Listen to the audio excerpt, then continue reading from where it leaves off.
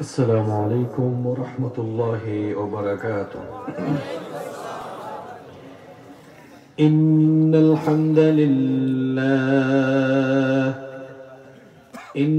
الحمد لله الذي بنعمته تتم الصالحات،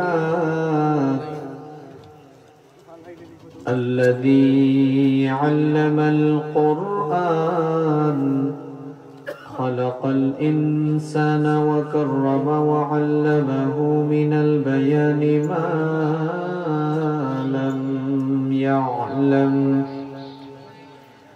فسبحان الذي لا يحصى امتنانه باللسان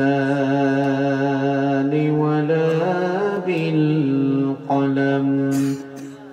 نستغفره ونتوب إليه، ونشهد أن لا إله إلا الله وحده لا شريك له، ونشهد أن سيدنا وسندنا وحبيبنا وطبيبنا وطبيب أرواحنا محمدا عبد الله ورسوله، أرسله بالحق بشيرا ونذيرا، وداعيا إلى الله بإذنه وسراجا وقمرا منيرا. أما بعد، فقد قال الله تعالى في كلامه المجيد وفي فرقانه الحميد: أعوذ بالله من الشيطان الرجيم. بسم الله الرحمن الرحيم. إن الله وملائكته يصلون على النبي، يا أيها الذين آمنوا صلوا عليه وسلموا تسليما. اللهم صل على محمد وعلى آل محمد، كما صليت على إبراهيم وعلى آل إبراهيم إنك حميد مجيد. اللهم بارك على محمد وعلى آل محمد، كما باركت على إبراهيم وعلى آل إبراهيم إنك حميد مجيد. ربي زدني علما، ربي زدني علما. رب اشرح لي صدري ويسر لي أمري، واحلل عقدة من لساني يفقه قولي. سبحانك لا علم لنا إلا ما علمتنا، إنك أنت العليم الحكيم. صدق الله العظيم. الله الله তুমি জাল্লে জালালুহু, শেষ করা তো যায় না গে তোমার গুণগান। আল্লাহু আল্লাহু তুমি জাল্লে জালালুহু শেষ করা তো যায় না গে তোমার গুণগান আল্লাহু আল্লাহু তুমি কাদের ও গফফার তুমি জলিল ও জব্বার তুমি কাদের ও গফফার তুমি জলিল ও জব্বার অনন্ত অসীম তুমি রহিম রহমান আল্লাহু আল্লাহু তুমি জাল্লে জালালুহু শেষ করা তো যায় না গে তোমার গুণগান আল্লাহু আল্লাহু তুমি মাটির আদমকে প্রথম সৃষ্টি করিয়া ঘোষণা করিয়া দিলে শ্রেষ্ঠ বলিয়া তুমি মাটির আদমকে প্রথম সৃষ্টি করিয়া ঘোষণা করিয়া দিলে শ্রেষ্ঠ বলিয়া তাই নূরের ফেরেশতা করে আদমকে সেজদা ও তাই নূরের ফেরেশতা করে আদমকে সেজদা তুমি সবার চেয়ে দিলে মাটির মানুষকে সম্মান আল্লাহু আল্লাহু তুমি জাল্লে জালালুহু শেষ করা তো যায় না গে তোমার গুণগান আল্লাহু আল্লাহু শিশু মুসা নবীরে যখন দুশমনেরই ডরে সিন্ধুকে ভরিয়া দিলে ভাষায় সাগরে শিশু মুসা নবীরে যখন দুশমনেরই ডরে সিন্ধুকে ভরিয়া দিলে ভাষায় সাগরে প্রাণে ছিল যাহার ভয় সেথায় পেল সে আশ্রয় প্রাণে ছিল যাহার ভয় সেথা পেল সে আশ্রয় সেই দুশমনেরই হাতে তাহার বাঁচাইলে প্রাণ আল্লাহু আল্লাহু তুমি জাল্লে জালালুহু শেষ করা তো যায় না গে তোমার গুণগান আল্লাহু আল্লাহু আল্লাহু আকবার। বাংলাদেশের আধ্যাত্মিক রাজধানী সিলেট বিভাগের ঐতিহ্যবাহী মৌলভীবাজার জেলার রাজনগর উপজেলার বক্সিকোনা ইসলামী সমাজ কল্যাণ পরিষদের উদ্যোগে আয়োজিত আজকের এই চতুর্থ বার্ষিক তাফসীরুল কোরআন মাহফিলের সমাপনী অধিবেশনের মুহতারাম সম্মানিত সভাপতি,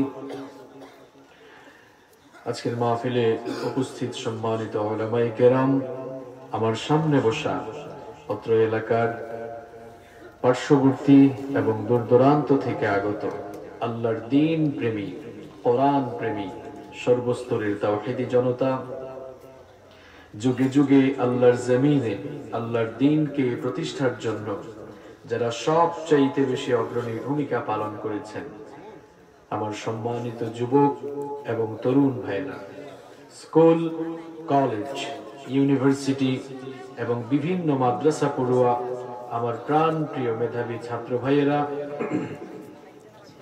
ঘরে বসে পর্দার অন্তরায় থেকে যারা শুনছেন, আমার শ্রদ্ধেয়া সম্মানিতা মা এবং বোনেরা, উপস্থিত মিডিয়ার প্রিয় কর্মী ভাইয়েরা, প্রাণ প্রিয় রাজনগর তথা মৌলভীবাজারবাসী, আপনারা সবাই কেমন আছেন? আলহামদুলিল্লাহ। আমাদেরকে ভালো রেখেছেন কে? আমাদেরকে সুস্থ রেখেছেন কে? কনকনে এই ঠান্ডাকে উপেক্ষা করে কোরআনের মেলায় শামিল হওয়ার তৌফিক দিয়েছেন কে? সেই আল্লাহর জন্য শুকরগুজার হয়ে পড়ছি আলহামদুলিল্লাহ। সম্মানিত ভাইয়েরা, এই পৃথিবী যেখানে আমরা বসবাস করছি, এটি আমাদের কারো জন্যই চিরস্থায়ী কোনো ঠিকানা নয়। পৃথিবী হচ্ছে আমাদের জন্য মুসাফির খানার মতো। মেহমান বাড়িতে গিয়ে মানুষ যেমন কিছু সময় অবস্থান করে, ঠিক তেমনি ভাবে এই পৃথিবীতে আমরা অল্প কিছু সময় অবস্থানের জন্য এসেছি। এই দুনিয়াতে কয়েকদিনের জন্য এসে দুনিয়ার লোভ লালসা, দুনিয়ার মায়া মমতা, দুনিয়ার মোহ, দুনিয়ার রঙ্গ তামাশা আর চাকচিক্যের মোহে পড়ে আমরা আমাদের ডেস্টিনেশন ভুলে গিয়েছি। আমরা ভুলে গিয়েছি আমরা কোথায় ছিলাম, কিভাবে আসলাম আর কোথায় যাব, সব আমরা ভুলে গিয়েছি। আমরা দুনিয়ামুখী হয়ে যাওয়ার কারণে আমরা আমাদের ডেস্টিনেশন ভুলে গিয়েছি, আমাদের গন্তব্য ভুলে গিয়েছি। গন্তব্যহীন পথিক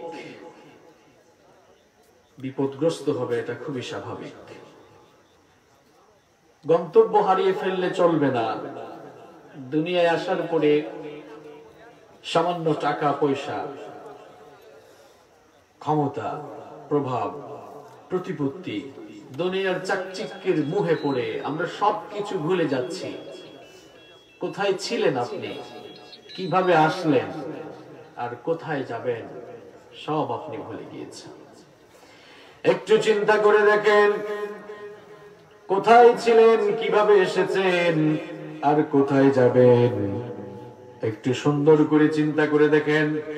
যদি আপনি সবকিছু ভুলে যেয়ে থাকেন, কোরআনের এই মাহফিলে আজ সবকিছু মনে করে যান।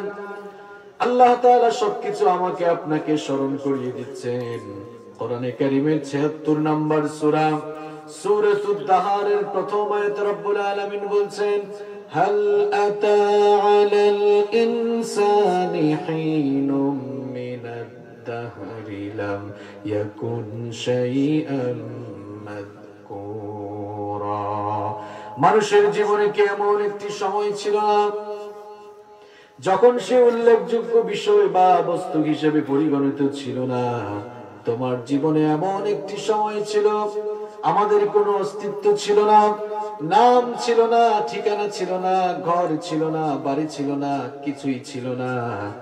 আল্লাহ পাক বলছেন, বান্দারে, কোথা থেকে কিভাবে তোমার পয়দা হয়েছে, কিভাবে তুমি দুনিয়াতে এসেছো শোনো।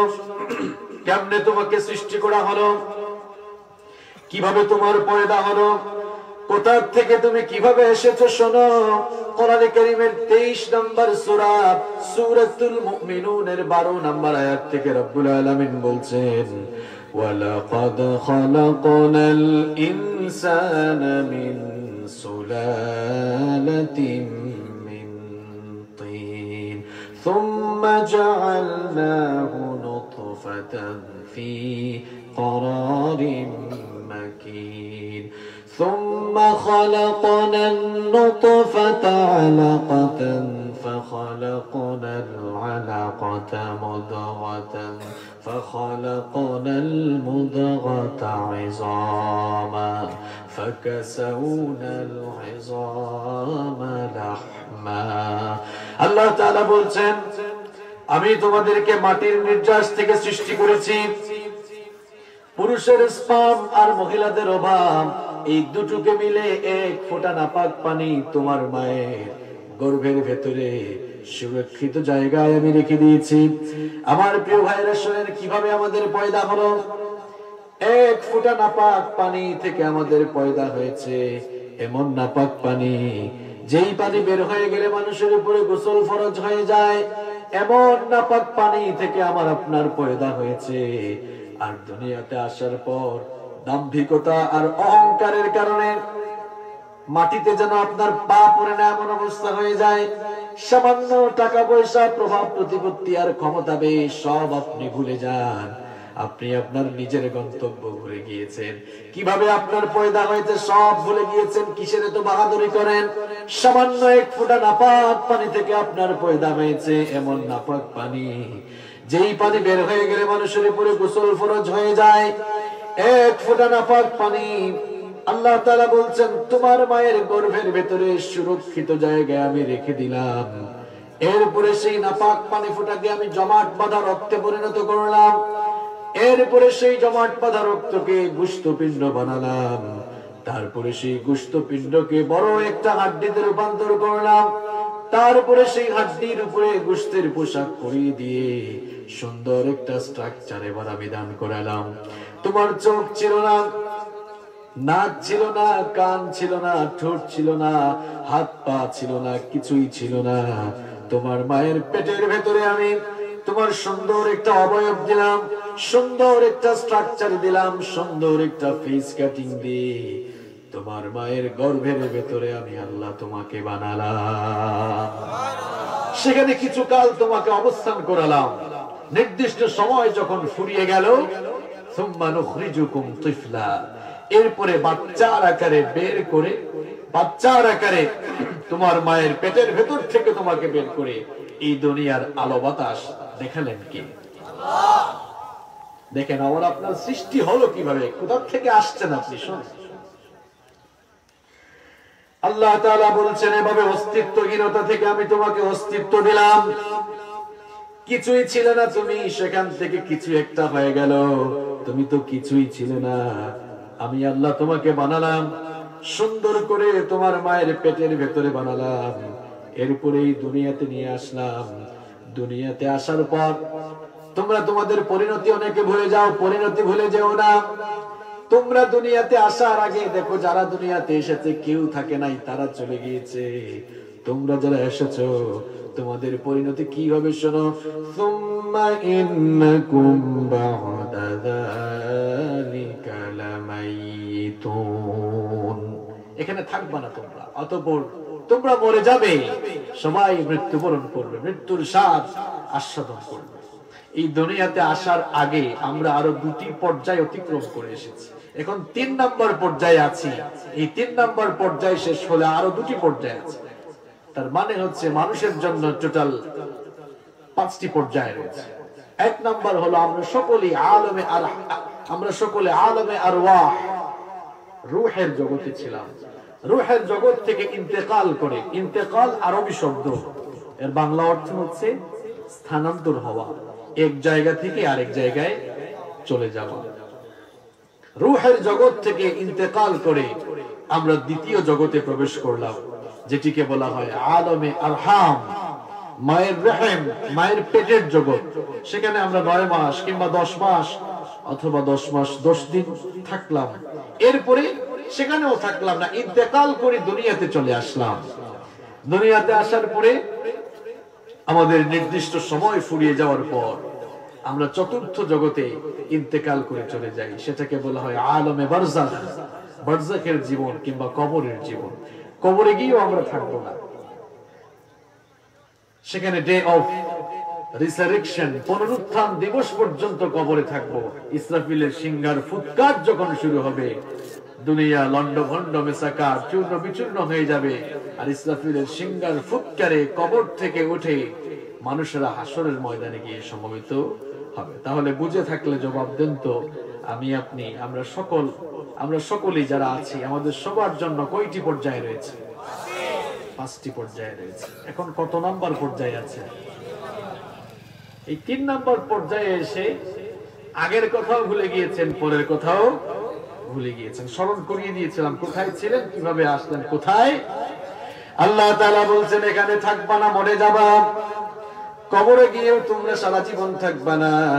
সুম্মা ইন্নাকুম ইয়াউমাল কিয়ামাতি তুবাসুন, পুনরুত্থান দিবস পর্যন্ত সেখানে থাকবে।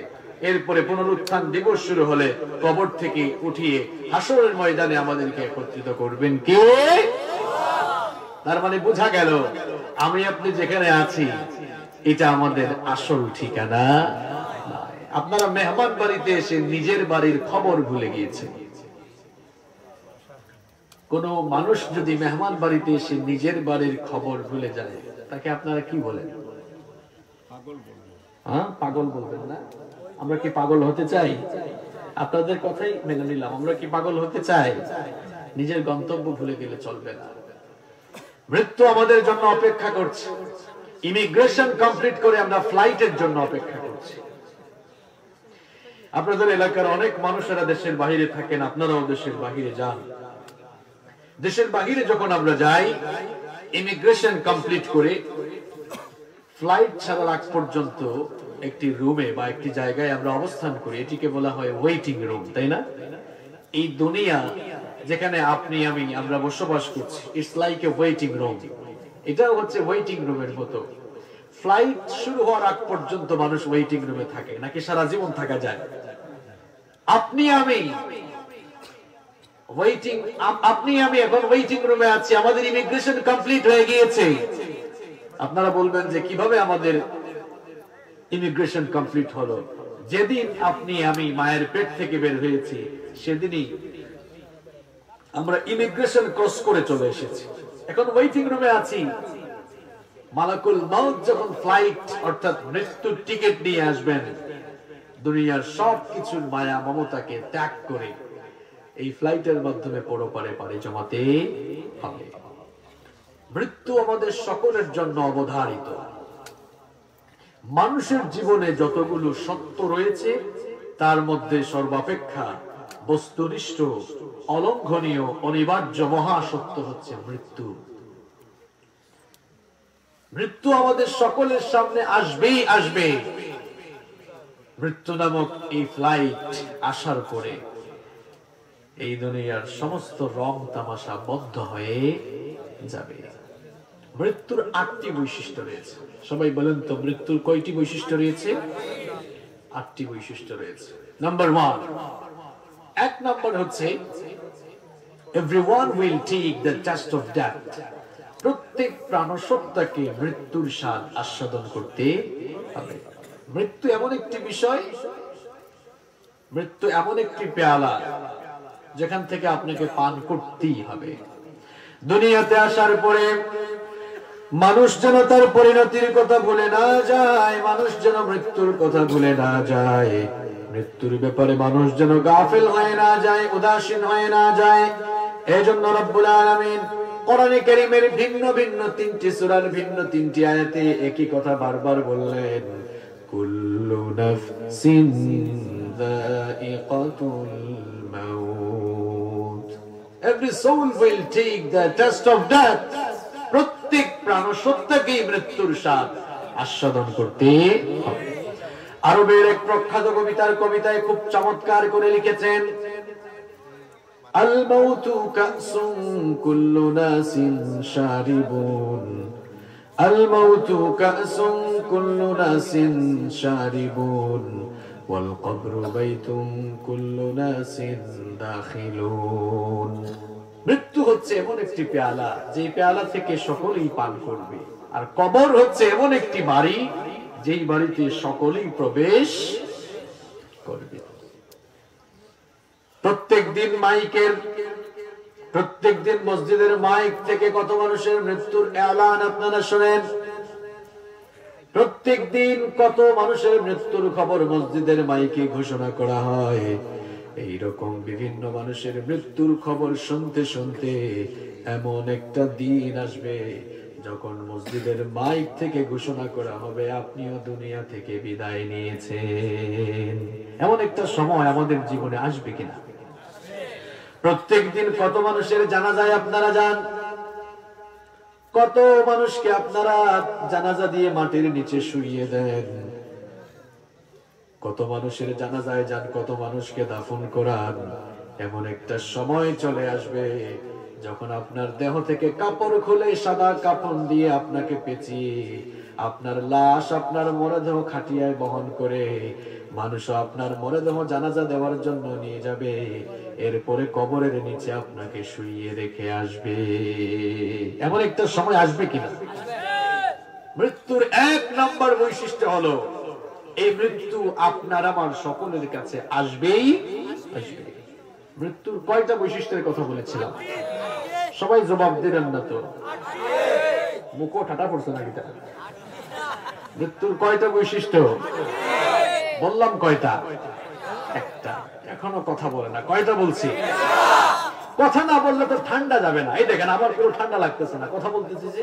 আপনারাও বলবেন, তখন দেখবেন ঠান্ডা চলে যাবে ইনশাআল্লাহ। যারা দাঁড়ায় আছে এরা এখানে ঠান্ডা লাগাচ্ছে কেন? ভেতরে ঢুকে দেখেন কি উষ্ণ উষ্ণ একটা ভাব এখানে আছে না? কি বলেন, কোন ঠান্ডা আছে এখানে? কি না আসলে মাথা না, ঠান্ডা আছে না? শীত লাগেনি? শীত লাগে না। এরা এই নৌবাইয়া শীত খায় কেন? এরার উদ্দেশ্য বালা না খারাপ আল্লাহ জানে। বালা নেই, বালা হইলে বালা।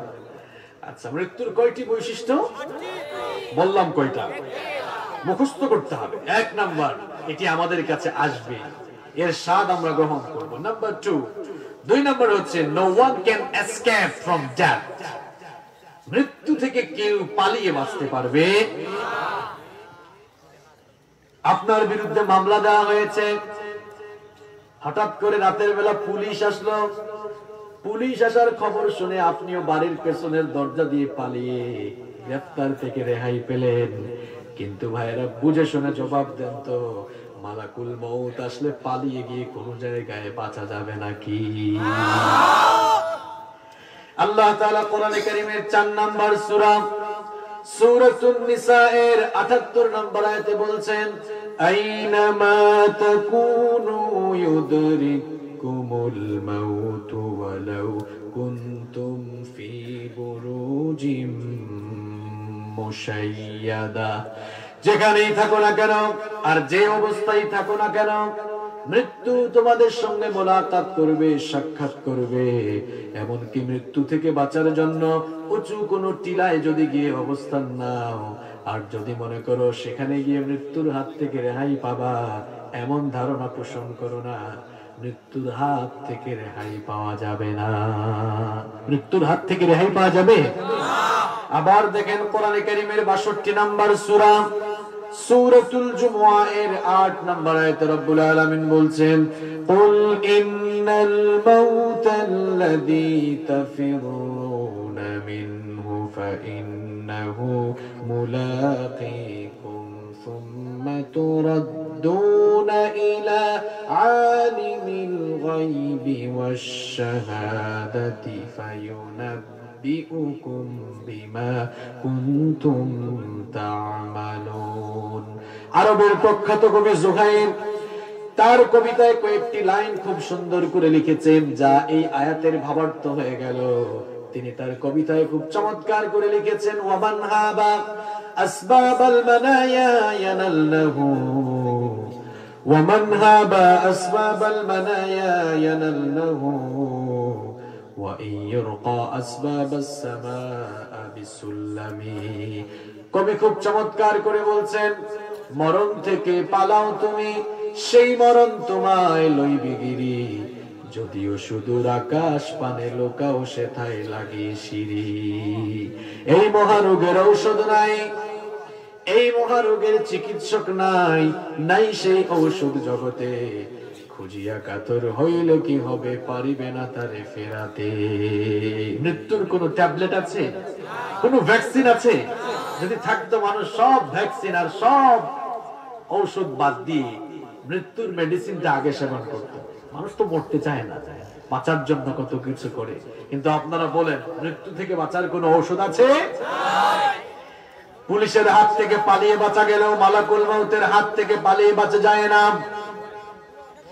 আল্লাহর নবী সাইয়েদনা সুলাইমান আলাইহিস সালাম, নাম শুনছেন তো আপনারা? আল্লাহর নবী সাইয়েদনা সুলাইমান আলাইহিস সালামের একজন মন্ত্রী ছিল। সাইয়েদনা সুলাইমান আলাইহিস সালাম তিনি তার মন্ত্রীকে নিয়ে বসে আছেন। এমন সময় মানুষের বেশ ধরে মালাকুল মউত সুলাইমান আলাইহিস সালামের সাথে সাক্ষাৎ করতে আসলেন। সুলাইমান আলাইহিস সালামের সাথে কথাবার্তা শেষ করে তিনি যখন বিদায় নিলেন, সুলাইমান আলাইহিস সালামের মন্ত্রী তখন বললেন, ওগো আল্লাহর নবী সুলাইমান, কিছুক্ষণ আগে আপনার কাছে যে লোকটা আসলেন, এই লোকটাকে তো জীবনে কখনো দেখি নাই। এই লোকটা আপনার কাছে কেন আসলেন? এই লোকটা আমার দিকে এমন ভাবে তাকিয়েছে, তাকানোর কারণে আমার কলিজা পর্যন্ত কেঁপে উঠেছে। আল্লাহর নবী সুলাইমান তখন বললেন, আমার মন্ত্রী শোনো শোনো, যেই লোক কিছুক্ষণ আগে এসেছেন উনি সাধারণ কোনো মানুষ নন। মানুষের বেশ ধরে মালাকুল মউত আমার সামনে এসেছিলেন দেখা করার জন্য, কথা বলার জন্য। সুলাইমান আলাইহিস সালামের মন্ত্রী তখন বললেন, ওগো আল্লাহর নবী সুলাইমান, এজন্যই তো এই লোকটাকে দেখেই আমার কলিজা কেঁপে উঠেছে, কলিজাটা কেঁপে উঠেছে, আমি ভীত হয়েছি। এই লোকটাকে যদি আমি আরেকবার দেখি তাহলে নিজে ঠিক থাকতে পারবো না। আল্লাহ তাআলা তো বাতাসকে আপনার হুকুমের অনুগত করে দিয়েছেন, দয়া করে বাতাসকে অর্ডার করেন, বাতাস যেন আমাকে এখান থেকে নিয়ে হিন্দুস্তানের দূরবর্তী কোনো জায়গায় রেখে আসে। সাইয়েদনা সুলাইমান আলাইহিস সালামের অর্ডার মোতাবেক বাতাস সুলাইমান আলাইহিস সালামের মন্ত্রীকে হিন্দুস্তানের কোন দূরবর্তী জায়গায় নিয়ে গেল। পরবর্তী দিন মালাকুল মউত আবার সুলাইমান আলাইহিস সালামের সঙ্গে সাক্ষাৎ করার জন্য আসলেন। সুলাইমান আলাইহিস সালাম তখন জিজ্ঞেস করলেন, ওগো মালাকুল মউত, গতকাল যে তুমি আমার কাছে এসেছো, আমার মন্ত্রীর দিকে এভাবে তাকালে কেন? বেচারা তো খুব ভয় পেয়েছিল। মালাকুল মউত তখন বললেন, ওগো আল্লাহর নবী সুলাইমান, লোকটার দিকে আমি এজন্যই তাকিয়েছিলাম, এই লোকটাকে আপনার পাশে দেখে আমি রীতিমতো অবাক হয়ে গিয়েছিলাম। কারণ আমি যখন আপনার কাছে এসেছিলাম, যেই লোকটা আপনার পাশে ছিল, বিকেল বেলা সন্ধ্যা বেলা এই লোকটার রূহ কবজ করার কথা হিন্দুস্তান থেকে। মনে মনে ভাবলাম বিকেল বেলা এই লোকটার রূহ আমি কবজ করব হিন্দুস্তান থেকে, কিন্তু এই সময় সকাল বেলা এই লোকটা আপনার কাছে কি করে, কেমনে আমি তাকে গিয়ে বিকাল বেলা ওখানে পাবো? কিন্তু বিকাল বেলা যখন আমি তার রূহ কবজের জায়গায় চলে গেলাম, গিয়ে দেখি ওই বেচারা সেখানে উপস্থিত। আল্লাহর নবী সুলাইমান আলাইহিস সালাম তখন বললেন, আহারে বেচারা, মৃত্যু থেকে বাঁচার জন্য হিন্দুস্তান পর্যন্ত পালিয়ে গেল, কিন্তু হিন্দুস্তান পর্যন্ত পালিয়ে গেলেও তো লাভ হলো না, মৃত্যুর হাত থেকে রেহাই পেল না। মৃত্যুর হাত থেকে পালিয়ে বাঁচা যাবে? বাঁচা যাবে না ভাই। তাহলে মৃত্যুর 2 নম্বর বৈশিষ্ট্য আমরা জানলাম, এর হাত থেকে কেউ পালিয়ে বাঁচতে পারবে। মৃত্যুর 3 নম্বর বৈশিষ্ট্য হলো, no one can live from that pool। মৃত্যুর ভয়ঙ্কর থাবা থেকে, মালাকুল মউতের থাবা থেকে কেউ রেহাই পাবে না। মৃত্যুর হাত থেকে যদি কেউ রেহাই পেত, তাহলে পৃথিবীর 1 শ্রেণীর মানুষরা পেতেন, আর তারা হচ্ছেন আম্বিয়া আলাইহিমুস সালাম। কিন্তু তারাও মৃত্যুর হাত থেকে রেহাই পান নাই। দেখেন বুখারী শরীফে একটি হাদিস এসেছে, যারা আখতা আখতা উঠাউঠি করে, এদের শয়তানে আখতা আখতা কাতুকুতু মারে। কাতুকুতু বুঝেন না আপনারা? যারা কাতুকুতু মারে এরা আফগান জৌকাগে, কারণ আমার বাক্কা মাত রইছে এগো জানে কথা। আমরা আস্তে আস্তে আস্তে আস্তে লাইনে উঠলাম, লাইনে উঠি আমরা মূল কথাগুলো আরম্ভ হইব ইনশাআল্লাহ। কিন্তু এরা মাঝে মাঝে খুসায় খাইয়া উঠে আর মানুষের কনসেন্ট্রেশন ব্রেক করে। খুসাওয়ালা যারা আছেন 10 সেকেন্ডের ভিতরে বাগোকা, এই খুসাওয়ালা লোকের থাকার দরকার। যারা দিন চর্চার লাগে গেছেন, জ্ঞান আহরণ লাগে গেছেন, এই মানুষগুলাই থাকা দরকার। আমি একটু স্পষ্টবাদী মানুষ, ক্লিয়ার কাট মাতিলাই, বেজার হয়েছেন আপনার। আমি ওলাও যেখান যেন হইবার ডাইরেক্ট হইলাই, ঠিক ঠিক তো হইরা এক টেবিল বাজে তো খুচাখুচি করতে নাই করলে, কিন্তু আমার কাছে মলমও আছে, ওগুলা লাগাই দিব আলগস, ঠিক আছে নি? এখন যে উঠবাই রে ভাই, বিপদ আছে, কিন্তু কিতা যে হইব নিজেও কিন্তু বুঝা হইতে নাই। তোরা মাঝে মাঝে সিলেটি হইব, অসুবিধা আছে নি? আপনারা তো আমার নন সিলেটি বানাইছেন না? আচ্ছা, এই কেন আপনারা সুন্দর করে আসুন, যাই হোক, কেন আপনারা আমার একাডেমিক ব্যাকগ্রাউন্ড দিচ্ছেন, যেখানে আসি ইতাল আসেন। আমি তো আপনার এলাকার, জানেন তো আপনারা, আমার বাড়ি সিলেট জেলার কোম্পানিগঞ্জ উপজেলা, জানেন তো। এমনি আমি সপরিবারে চট্টগ্রাম থাকি, তাই বলি আমি তো আপনার আরো, তাই না? আমার তো ফালাইতে পারতো না, ঠেলায় ফালাই দিবা। তাহলে মৃত্যুর 8টা বৈশিষ্ট্য, 3 নম্বরটা এখন কইলাম না রে। 3 নম্বর বৈশিষ্ট্য হচ্ছে মৃত্যুর আত্মাকে কেউ রেহাই পাইলে নবী হলে পাইলাম। দেখো বুখারী শরীফে একটা লম্বা হাদিস আছে, মুসা আলাইহিস সালামের নাম শুনছেন আপনারা? ঠান্ডা মানুষ না গরম মানুষ? আরে বাপ রে বাপ, এমন গরম, ফেরাউনের বংশ এক বেটারে এক থাপ্পড় মারি একবারে দুনিয়া থেকে গিয়ে। আল্লাহু আকবার, ইজাত গরম নবে, বুঝলানি? কিছু মানুষ আছে না, মাতে বাদে আত্মলীলায় আগে, আছে না নেই? মুসা আলাইহিস সালাম উজাতুর লোক। মুসা আলাইহিস সালামের মৃত্যুর সময় যখন আইলো, মালাকুল মউত আইলা। মালাকুল মউত যখন আইলা, মুসা আলাইহিস সালামে কইলা, কিতাবা তুমি আবার খেয়ে। মালাকুল মউত কইলা, দেখো নি আল্লাহ অবস্থা, আমারে এই কথা খাওয়ার সাহস কেউ পায় না। তাই কইলা, আমি তো মালাকুল মউত। মুসা আলাইহিস সালাম কইলা, তো এলাকে কি হইছে? মালাকুল মউত তো বা হায় হায় হায়। মালাকুল মউতে কইলা যে আমি খেনে আই, আপনি জানেন না? বলে খেনে আইছো? বলে আপনার রূহ কবজর লাগে আইছে। আচ্ছা, রূহ কবজর লাগে আইছে, তা আমার খান্দাটাও যখন খান্দাতে আইছে, আর একটা চটখনা বুঝেননি আপনারা? একবারে জোর উঠে সব বাড়াই গেছে। আল্লাহু আকবার, বাঙালি কোনো কথা নাই, বুখারী শরীফ হয়েছে, ফালাম্মা জাআহু সাক্কাহু, যখনই কাছে আসলেন একটা থাপ্পড় লাগালেন, এক থাপ্পড়ে চক্ষুটা বের হয়ে গেল। আল্লাহু আকবার। মালাকুল মউত থাপ্পড় খেয়ে আল্লাহর কাছে গেলেন। আল্লাহর কাছে গিয়ে বললেন, আরসালতানি ইলা আব্দুল্লাহ ইউরিদুল মাউত। ওগো আল্লাহ, এমন এক বান্দার কাছে পাঠালেন, এই লোকটা তো মরতে চায় না। গিয়েছিলাম তার রূহ কবজের জন্য, উল্টা আমারই রূহ বের করার উপক্রম হয়ে গিয়েছিল। আল্লাহ তাআলা বললেন, ওগো মালাকুল মউত, আমার নবী মুসা আলাইহিস সালামের কাছে সংবাদ নিয়ে যাও, তিনি যদি আরো কয়েক বছর বাঁচতে চান, তিনি যদি আরো হায়াত চান, তাহলে তিনি যেন একটি ষাঁড়ের পিঠের উপরে হাত রাখেন। ষাঁড় বুঝেন আপনারা? সিলেট কিদা হয় দেখা, সিলেট কিদা হয় এটা রে আল্লাহ দেখার পিঠের উপরে যতটা লোম, লোম মানে বুঝাতো রুমা, যতটা রুমা ডেকে রাখতে পারবা, প্রত্যেকটা রুমার পরিবর্তে এক এক বছর হায়াত দেওয়া হইব। সুবহানাল্লাহ। এই সংবাদ যখন মালাকুল মউতে দিলা, তখন মুসা আলাইহিস সালাম কইলেন, আচ্ছা বুঝলাম, হায়াত বাড়ায় দেওয়া হইব, কিন্তু এই হায়াতগুলো যখন শেষ হইব তখন কি হইব? বলে তখন কিন্তু মরা লাগবো, মরার আত্মা কি বাঁচা যাইতো? আদম আলাইহিস সালাম তাই খেয়ে আমরা সবর সবর অঙ্কু তো মানুষের কত বাপ বানাইছে, তাই নে বাবা বাবুয়ে বাবা, তার মা বাপ রে মশাই কামড়ায়, মশুরি দেয় না, তার কোন খানকার বাপ অকুর হয়ে বড় উঠে নিয়ে মশুরি টাঙ্গায়। আপনার এলাকাত নাই, আমি চিটাগাং থাকি তো আছে, এটা আছে।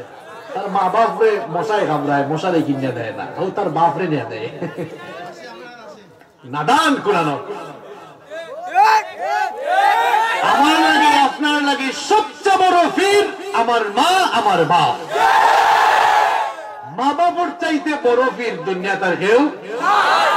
এই কথা তো আমার নয়, রব্বুল আলামিন কোরআনে কারীমে বলেছেন, ওয়া ওয়াসাইনাল ইনসানা বিওয়ালিদাইহি ইহসানা। আবার বনি ইসরাইলের মধ্যে আল্লাহ বলেছেন, ওয়া কাদা রাব্বুকা আল্লা তা'বুদু ইল্লা ইয়্যাহু ওয়া বিল ওয়ালিদাইনি ইহসানা। তোমাদের রবের পক্ষ থেকে এই ফয়সালা হয়েছে, আল্লাহর ইবাদতের পরে যাদের খেদমত করবা, যাদেরকে সেবা করবা, তারা হচ্ছে তোমার মা আর তোমার বাবা। এমন কিছু নাদান লোক আছে আল্লাহর ইবাদতের পরে মা বাবার সেবা না করে কোথাকার কোন বাবাকে ধরে তার সেবা করা শুরু করে দেয়। কোথায় যাও, কোথায় দৌড়াচ্ছ তুমি? এই ভাই দিনা সবরে কইলাম, হায় রে পাবলিক কোনটা বুঝিলাই, কইলাম কই দৌড়াইয়া টাকা পয়সা লইয়া, হায় রে হায়, হায় রে হায়, হাজার হাজার টাকা নোট ফালাই দে, আর বাড়ির ভিতরে গরুর ভিতরে মা বাপ অসুস্থ, আমাকে সিলেট টাউন হইয়া চিকিৎসা করাও ভাই, ডাকাত লইয়া যাও, ইবাই হবাই দৌড়িয়া টাকা খরচ করিয়া লাভ নাই, জাগা মতো খরচ করো, মা বাপর দোয়া লাগি গেলেও কিন্তু কপাল খুলি যাব। পৃথিবীর যারা সফল হয়েছে এরা মা বাপর খেদমত করিয়া সফল হয়েছে। বাপ বেশি টাকা বলা না কম টাকা বলা, বেশি বাপ থাকলে মানুষে কইব বাদে এগুলোর জন্মত দোষ আছে, কথা ক্লিয়ার না বেজার আছে? কুম্বাই দৌড়াও, মা বাবার চাইতে বড় ফির আর হইতে পারে? মা বাবার পায়ের কাছে পড়ে থাকেন, মা বাবার খেদমত করেন, নিজের টাকা পয়সা সহায় সম্পদ সব মা বাবার জন্য খরচ করেন, আল্লাহর আরশ আপনার উপরে খুশি হয়ে যাবে। তো আদম আলাইহিস সালাম আমাদের সকলের বাবা, তাই না? মৃত্যুর আগ থেকে বাঁচার লাগে আদম আলাইহিস সালামের চেষ্টা করতেন, পারছেন নি বাঁচতে? আদম আলাইহিস সালাম রে বানানোর পরে আল্লাহ তাআলা কিয়ামত পর্যন্ত আদম আলাইহিস সালামের যত সন্তান হল দুনিয়াতে বা সব রূহ ওগুলোরে আল্লাহ আদম আলাইহিস সালামের সামনে রাখলা। আদম আলাইহিস সালামে এত রূহ দেখা কইলা, এত রূহ দেখা যায়, এরা আবার খারাপ, আল্লাহ কইলা এরা সব তোমার অনাগত সন্তান, কিয়ামত পর্যন্ত এরা দুনিয়াতে আল্লাহ কইলা আসানি। ও যে দেখা যায় মাঝখানে খুব সুন্দর এক বাচ্চা দেখা যায়, একে আল্লাহ কইলা হাদা ইবনুকা দাউদ, এটা তোমার ফুয়া দাউদ। আল্লাহ কইলা, তখন আদম আলাইহিস সালামে কইলা যে আমার ফুয়া দাউদ তো দেখতে খুব সুন্দর দেখা যায়, আল্লাহ তারে তুমি কত বছর হায়াত দিছো? আল্লাহ কইলা যে মাত্র 60 বছর দিছি। আদম আলাইহিস সালাম কইলা আমারে কত দিছো? কইলা উমরুকা আলফা সানা, তোমার 1000 বছর হায়াত দিছি। আদম আলাইহিস সালাম কইলা আমার 1000 দিলাইলা আর আমার ফুয়া দাউদ এত সুন্দর লাগে দেখতে মাত্র 60 বছর দিলা কেন তো মারা জান না আল্লাহ এক কাম করুকা আমার 1000 বছর হায়াত থেকে 40 বছর খাইতিয়া আর ও 40 বছর নিয়ে দাউদের লোকে যুদ্ধ মানে যোগ করুকা তাইলে 60 আর 40 কত হয় অঙ্ক তো খুব ভালো জানো টাকা পয়সা বেশি না নি আল্লাহ কইলা ঠিক আছে তুমি যেহেতু বাপ হিসাবে ফুয়ার লাগে আবেদন করছো মানিলাম যাও এখন আদম আলাইহিস সালামের বয়স আছিল 1000 40 বছর খাটি গেছে এখন বাকি আছে কত 960 বছর শেষ আইচুন মালাকুল মউত মালাকুল মউত রে আদম আলাইহিস সালাম কইলা কিদা অঙ্ক কেন আইছো টাইম তো হইছে না কই টাইম হই গেছে তো 40 বছর ধরে মাইনাস করছিলাম মনে আছে কই না না কি আর মাইনাস করছি কি আর মাইনাস করছি মাইনাস তো করছি না মালাকুল মউতে কইলা আপনি কি ফাউল দিছেন ও যে মাইনাস করছিলাম মনে আছে না ও যে মাইনাস করেছিল ও যে আদম আলাইহিস সালাম কইলা না না তুমি ফাউল দিছো আমি হইছি না আদমে ভুলি গেছলা লাগি আদমের সন্তান এগুলো মাঝে মাঝে ভুলি যায় আল্লাহ যখন কইলা মালাকুল মউত বাদ ধরে বা আদমের লগে তর্কাতর্কি করে লাভ নাই বিচারাতে আরো 40 বছর দিলাম আর এখন থেকে সাক্ষী সিস্টেম চালু রাখো যেন ভবিষ্যতে আর কেউ ভেজাল করতো না আদম আলাইহিস সালাম আমরা সবর বাপ ফোকাস মৃত্যুর হাত থেকে বাঁচছেন নি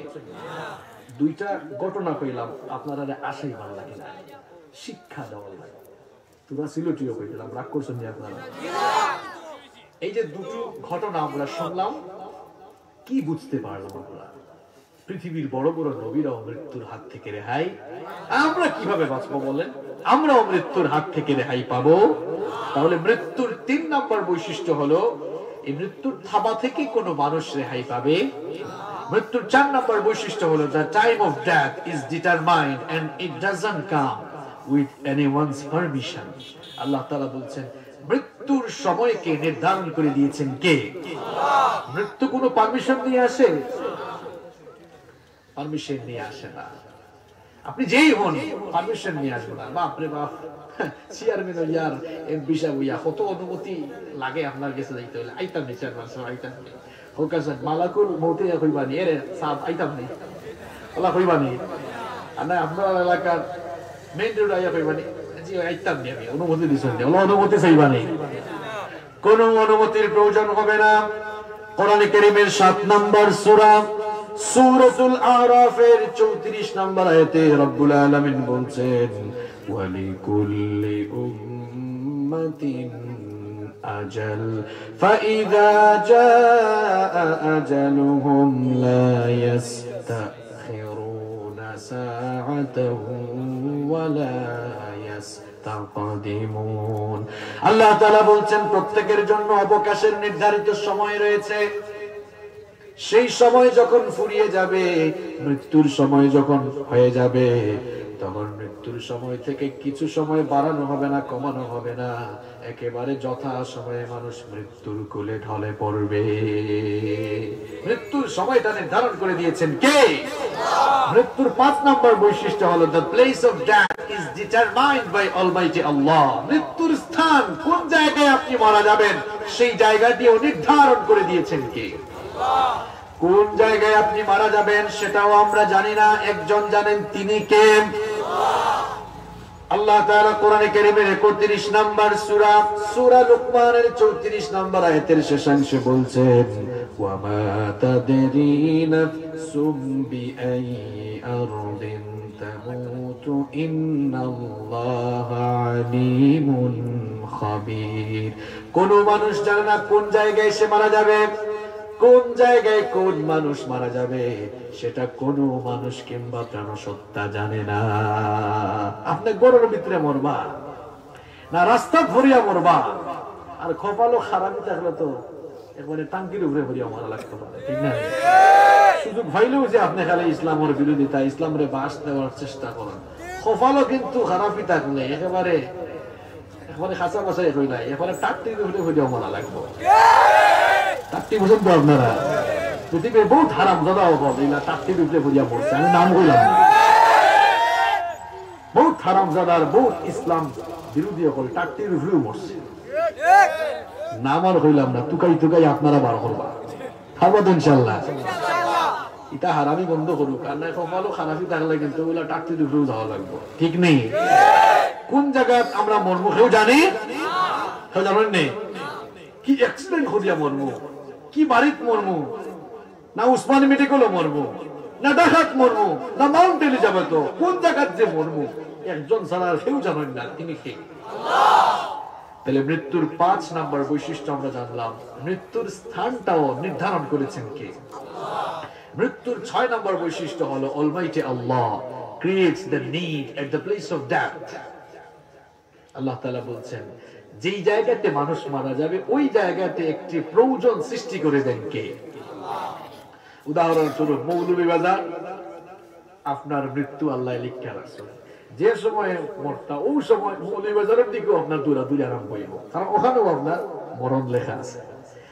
আমার স্টুডেন্ট লাইফও একটা ছেলে, আমার অনেক জুনিয়র আছে, তো ট্রেনও নিচে পড়িয়া মারা গেছে। আল্লাহ তাআলা মাফ করুক, হোক আমিন। সকালবেলা ছেলেটা বাড়ির যাওয়ার লাগে বিশ্ববিদ্যালয়ের ক্যাম্পাসের হল থেকে বাড়াইছে বেগুন লইয়া, বালা ফোয়ানে সুস্থ, কানের মাঝে হেডফোন লাগাইয়া হয়তো কেউ লোকে ফোন করে আটা আরম্ভ করছে। ট্রেন আর হুইসেল ধরে মনের না, ট্রেনের নিচেও মারা গেছে। আসলে এই ট্রেনের নিচে পড়িয়াকে মারা যাইব, এর লাগে ওই জায়গা বাই আটার একটা প্রয়োজন সৃষ্টি করছেন খেয়ে।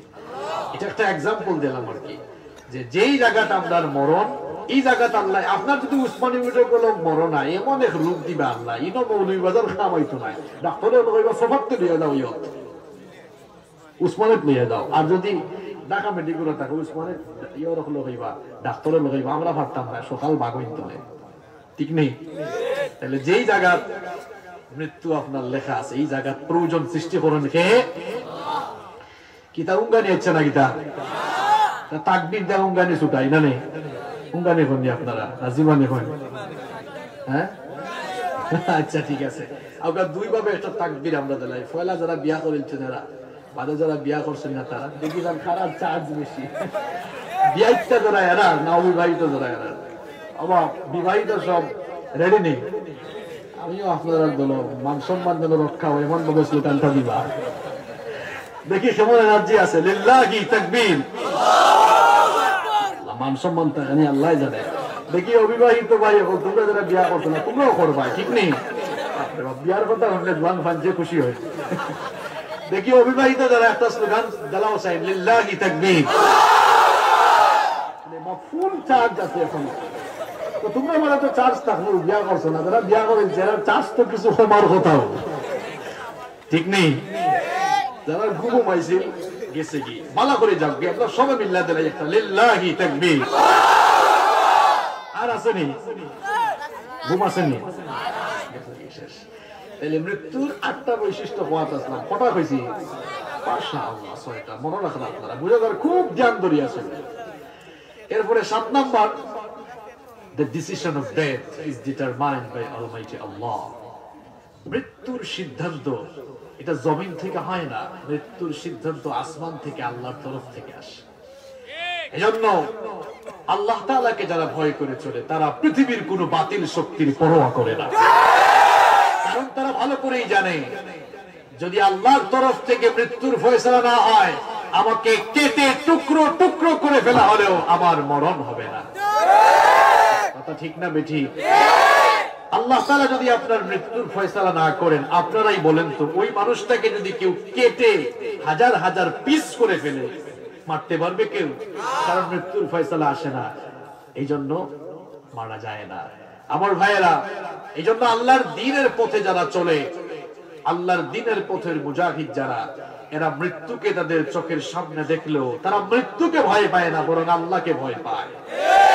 এই জন্য মৃত্যুর সামনেও তারা সব সময় সদা হাস্যোজ্জ্বল চেহারায় থাকে, ঠিক কিনা? যারা আল্লাহকে ভয় করে তামাম দুনিয়া তাদেরকে ভয় করে, আর যারা আল্লাহকে বাদ দিয়ে মানুষকে বা সৃষ্টিকে ভয় করে দেখা যায় গোটা দুনিয়ার মানুষ তাদেরকে ভয় দেখায়। আমরা সৃষ্টিকে ভয় করি না, স্রষ্টাকে ভয় করি, ঠিক কিনা? এই বিশ্বাস, এই চেতনা মানুষের ঈমানকে বাড়িয়ে দেয়। যখন আপনার ভেতরে এই চেতনা থাকবে, এই চেতনা নিয়ে যখন আপনি কোরআনের পথে থাকবেন, আল্লাহর দ্বীন কায়েমের আন্দোলনের পথে থাকবেন, দ্বীন বিরোধীদের কোন ষড়যন্ত্র, চক্রান্ত, জুলুম, নির্যাতন এগুলোর কোনো কিছুরই পরোয়া আপনার হওয়ার কথা না। আমরা একজনকেই ভয় করি, তিনি কে? ইমানদারদের ইমানি চেতনা এমন থাকবে, দিনের পথে আমরা এমন ভাবে অটল থাকবো, অবিচল থাকবো। আমাদেরকে যদি কেটে টুকরো টুকরো করে ফেলা হয়, এমনকি আমাদেরকে যদি জীবন্ত কয়লার উপরে চিৎ করে শুইয়ে ফেলা হয়, কিংবা উত্তপ্ত পাতিলের তলায় একেবারে নিক্ষিপ্ত করা হয়, আমরা তো সেই জাতি, আমরা জীবন দিতে জানি, কিন্তু বাতিলের সামনে আমরা মাথা নত করতে জানি না। এটি আমাদের ইমানি চেতনা।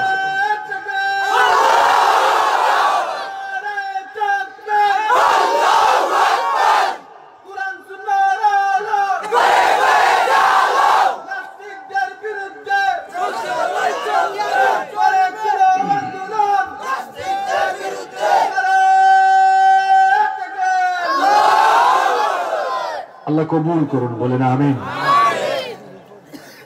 সম্মানিত ভাইয়েরা, মনে রাখবেন, ইমানের পথ হলো রক্তমাখা পথ, কণ্ঠকাকীর্ণ পথ।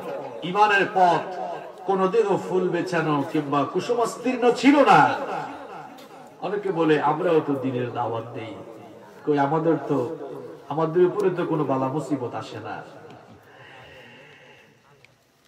নিজের বাপ দাদাদের তরিকা আর খানকাগিরি বাদ দিয়া নবীদের তরিকায় দাওয়াত দিয়ে দেখো, ইসলাম বিরোধীরা পিঠের চামড়া রাখবে না। পৃথিবীর দুইজন নবী ছাড়া সমস্ত নবীদের দাওয়াতি তরিকা ছিল মার খাওয়ার তরিকা। আদম আর সুলাইমান আলাইহিমুস সালাম, এই দুইজন ছাড়া পৃথিবীর সমস্ত নবীরা মার খেয়েছেন। এটা কোন জাতের দাওয়াত? খালি রসগোল্লা আর জিলাপি মিলে, সিন্নি মিলে, কোন জাতের দাওয়াত? ইমানের পথ কখনো কুসুমাস্তীর্ণ ছিল না, রক্তমাখা রক্তপিচ্ছিল পথ পাড়ি দিয়েই আমাদের পূর্বপুরুষরা পৃথিবীর দিক দিগন্তে কালেমার পতাকা উড়িয়েছে, ঠিক কিনা? সেই পথে চলতে গিয়ে আমাদের শরীর থেকে যদি রক্ত ঝরে জমিনে পড়ে, এমনকি জীবনও যদি চলে যায়, আমরা আমাদের রক্ত আর জীবন আল্লাহর কোরআনের জন্য কুরবান করে দিতে প্রস্তুত। আল্লাহ কবুল করুন। তাহলে মৃত্যুর 7 নম্বর বৈশিষ্ট্য আমরা জানলাম। মৃত্যুর সিদ্ধান্ত আসে কার পক্ষ থেকে? এই চেতনা যদি আপনার ভেতরে থাকে, আল্লাহর তরফ থেকে যদি মৃত্যুর ফয়সালা না আসে, কেউ বুলেট মারবে, বুলেট বুক দিয়ে ঢুকে পিঠ দিয়ে বের হয়ে যাবে, আল্লাহর কসম আপনি মারা যাবেন না, কারণ মৃত্যুর ফয়সালা আসে নাই। আর মৃত্যুর ফয়সালা না আসলে বুলেট লাগবে না, হঠাৎ করে পড়েই মারা যাবে। এলা বহুত ঘটনা ঘটে, আসেনি? আমার এলাকাতে ফুয়াই গুইদেনকু আমি শুনলাম, ফোনে খবর গেছে যে রাইট আতমের বিরুদ্ধে লাগাইয়া হচ্ছে, সকালবেলা লাশ মারা হয়েছে, সুস্থ ফুয়াই গো, বালা ফুয়া। তাইলে মরতে হইলে বুলেট লাগে না, আল্লাহর তরফ থেকে ফয়সালা আইলে আপনি হঠাৎ করে হয়ে যাবে, একেবারে শেষ, ঠিক নেই? তাহলে মৃত্যুর 7 নম্বর বৈশিষ্ট্য আমরা জানলাম, মৃত্যুর ফয়সালা আসে কার পক্ষ থেকে? নাম্বার 8। 8 নম্বর হচ্ছে there is no serial of death। মৃত্যুর কোন সিরিয়াল? মৃত্যুর কোন সিরিয়াল আছে? পৃথিবীতে আসার জন্য সিরিয়াল লাগে। প্রথমে আসেন দাদা, তারপরে বাবা, এরপরে দাদার ঘরে নাতি হয়। এইরকম দুনিয়াতে আসার সুন্দর সিরিয়াল আছে, কিন্তু দুনিয়া থেকে যাওয়ার কোন সিরিয়াল নাই। মাঝে মাঝে এমন করুণ দৃশ্য আমরা দেখতে পাই, নাতির লাশ দাদা কবরে নামায়। এরকম আছে? জোয়ান ফান্তরে এই নমাজ হয় হুজুর, সময় হয়েছে না, দেখেন না চুল দাঁড়িয়ে এখনো খালা ফাঁকছে না, আত লাকি হয়েছে না। আরে ভাই, তোমার লাগান কত যুবক ফুয়া আখটা ফুরিয়া মরে গেছে, আসেনি? সে কোন সময় যায় ও কি জানি না। তাহলে শয়তানের পজিটিভ ঢুকার ধরিয়া তুমি কেন নমাজ চালা? স্কুল কলেজ ইউনিভার্সিটি যারা পড়ো, তোমরা দেখলাম বাইরে নমাজ চাইলে না কোনো সময়, আজান হইলে আগে নমাজ হয়ে যাও। তুমি যে বুড়ো হইবা এর কোনো গ্যারান্টি নাই। এটা শয়তানে তোমার পজিটিভলি ঢুকাই দিয়া মসজিদ থেকে দূরে রাখার। কারণ শয়তানে যদি মসজিদ থেকে দূরে রাখতে পারে, শয়তানের লাভ না লস? খুব ফাঁকনা মানুষ আপনার, বুঝতে পারছেন? তাহলে কৌকা যাক, নমাজও না গেলে যদি শয়তান খুশি হয়, এই প্রত্যেকটা দিন নমাজ চাইলে আপনারা খারে খুশি করবেন। কি সুন্দর মেলাই মেলাই আইসা হয়েছে, সরম করে না নেই, শয়তান খুশি করি আমার আসে। কি যাক বেসরম মানুষ আমরা, শয়তানকে খুশি করবো না, আল্লাহরে খুশি করবো। আল্লাহরে খুশি করতে হইলে আজান হইল মসজিদ আইবনি, আমরা আইবা তো না সারি দিব নমাজ? কি জাত মানুষ আপনি নামাজ ছাড়িয়ে দেন? আল্লাহু আকবার, কিনা জবাব দিবে আল্লাহর কাছে? আল্লাহ জাহান্নাম এটাতে 7 ভাগে ভাগ করেছে, 7টা ক্লাস। খাওয়া দাওয়ার আইটেম দেখা যাবে, জাহান্নামে আইটেম 7টা আছে, কিন্তু বেনামাজি হলো আলাদা করে রুন্ডন হইব, বুঝছেন নি? ইগুন করে ফেরেশতায় জিনজিল লাগাইয়া, শিকল পড়াইয়া, মাথার চুলোর মুঠির দইয়া, কুত্তার লাগান টাইনা হেচরাইয়া একবারে সাকার নামক ভয়াবহ জাহান্নামে নিয়ে ফেলাই। নাউযুবিল্লাহ। জাহান্নামের আগুন কিটা খুব নরমাল আগুন না নি? হ্যাঁ, দুনিয়ার আগুন হইছে জাহান্নামের আগুনের 70 ভাগ কোনটাও নাই। দুনিয়ার আগুনও ফালাই লোক তো আপনি শেষ, আর জাহান্নামের আগুন আরো 69 ভাগ দহন শক্তি সম্পন্ন। দুনিয়ার আগুন মানুষের চামড়া জ্বালায়, আর জাহান্নামের আগুন মানুষের কলিজা পর্যন্ত জ্বালায়। আল্লাহু আকবার। এই জাহান্নামের আগুন আমরা সহ্য করতে পারবো না। এজন্য প্রিয় ভাইয়েরা, কখনো নামাজ ছাড়বেন না। আল্লাহ কবুল করুন। তাহলে মৃত্যুর 8টি বৈশিষ্ট্য আমরা জেনে নিলাম। এই মৃত্যু আমাদের সকলের কাছে আসবেই আসবে। প্রিয় ভাইয়েরা, এবার কথাগুলো ভালো করে শুনেন। পেটে ব্যথা সহ্য করা যায়, মাথা ব্যথা সহ্য করা যায়, ডায়াবেটিস হয়তো সহ্য করা যায়, কিন্তু মৃত্যুর পেইন, মৃত্যুর যন্ত্রণা যখন আসবে, এটা মানুষ আর সহ্য করতে পারে না। অসহনীয় সেই যন্ত্রণা, আর সেই যন্ত্রণা আমাদের কাছে আসবেই আসবে, কোনো সন্দেহ। কোরআনে কারীমের 50 নম্বর সূরা, সূরা কাফের 19 নম্বর আয়াতে রব্বুল আলামিন বলছেন, ওয়াজাআত সাকারাতুল মাউতি বিল হাক্কি যালিকা মা কুনতা মিনহু তাহিদ। অবশ্যই তোমাদের কাছে মৃত্যুর যন্ত্রণা আসবে, আর মৃত্যুর যন্ত্রণা যখন চলে আসবে, কেউ আর রেহাই পাবে না। এটা তো সেই যন্ত্রণা যা থেকে তোমরা পালিয়ে বেড়াও। আমার ভাইরা ভালো করে শুনেন, মৃত্যুর যন্ত্রণা খুব ভয়ঙ্কর, খুব সাংঘাতিক। মৃত্যুর যন্ত্রণা কত ভয়ঙ্কর হবে, বিশ্বনবী সাল্লাল্লাহু আলাইহি ওয়াসাল্লামের বিখ্যাত কয়েকজন সাহাবী এ ব্যাপারে বলছেন। রাসূল করিম সাল্লাল্লাহু আলাইহি ওয়াসাল্লামের প্রিয় সাহাবী শাদ্দাদ বিন আউস রাদিয়াল্লাহু আনহু বলছেন, কোন জীবন্ত মানুষকে যদি ছুরি কিংবা কাঁচি দিয়ে তার শরীরের চামড়াগুলো ছিঁড়ে ফেলা হয়, অথবা জীবন্ত কোন মানুষকে যদি করাত দিয়ে চিরে দ্বিখণ্ডিত করে ফেলা হয়, অথবা জীবন্ত কোন মানুষকে যদি উত্তপ্ত গরম পানির পাতিলের তলায় নিক্ষেপ করা হয়, সে আর কি এমন যন্ত্রণা অনুভব করবে? এর চাইতে আরো তীব্র যন্ত্রণা মৃত্যুর সময় মানুষ অনুভব করবে। আল্লাহু আকবার। কি ভয়ঙ্কর যন্ত্রণা! এই ভয়ঙ্কর যন্ত্রণা আমি আপনি সইতে পারবো না। বিশ্বনবী সাল্লাল্লাহু আলাইহি ওয়াসাল্লামের প্রিয় সাহাবী আনাস বিন মালিক রাদিয়াল্লাহু আনহু বলেছেন, কোন জীবিত মানুষকে যদি তরবারি দিয়ে কেটে 1000 টুকরা করে ফেলা হয়, ওই লোকটা কি আর এমন কষ্ট পাবে? মৃত্যুর সময় মানুষেরা তার চাইতে বেশি কষ্ট অনুভব করবে। আল্লাহু আকবার।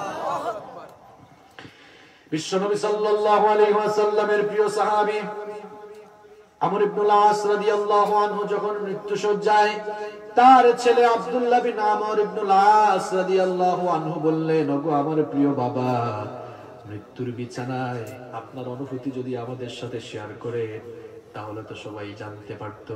তিনি তখন বললেন, বাবারে শোনো, আমার কাছে মনে হচ্ছে আমার পেটের ভেতরে কাটা জমে আছে, আর কোন শক্তিশালী মানুষ তার হাত আমার গলা দিয়ে ঢুকিয়ে পেট পর্যন্ত ঢুকিয়ে তারপরে সেই কাটাগুলোকে টেনে টেনে কষ্ট দিয়ে দিয়ে বের করছে। আমার কাছে মনে হচ্ছে সুই দিয়ে ছিদ্র করে করে আমার জানটা কবজ করা হচ্ছে।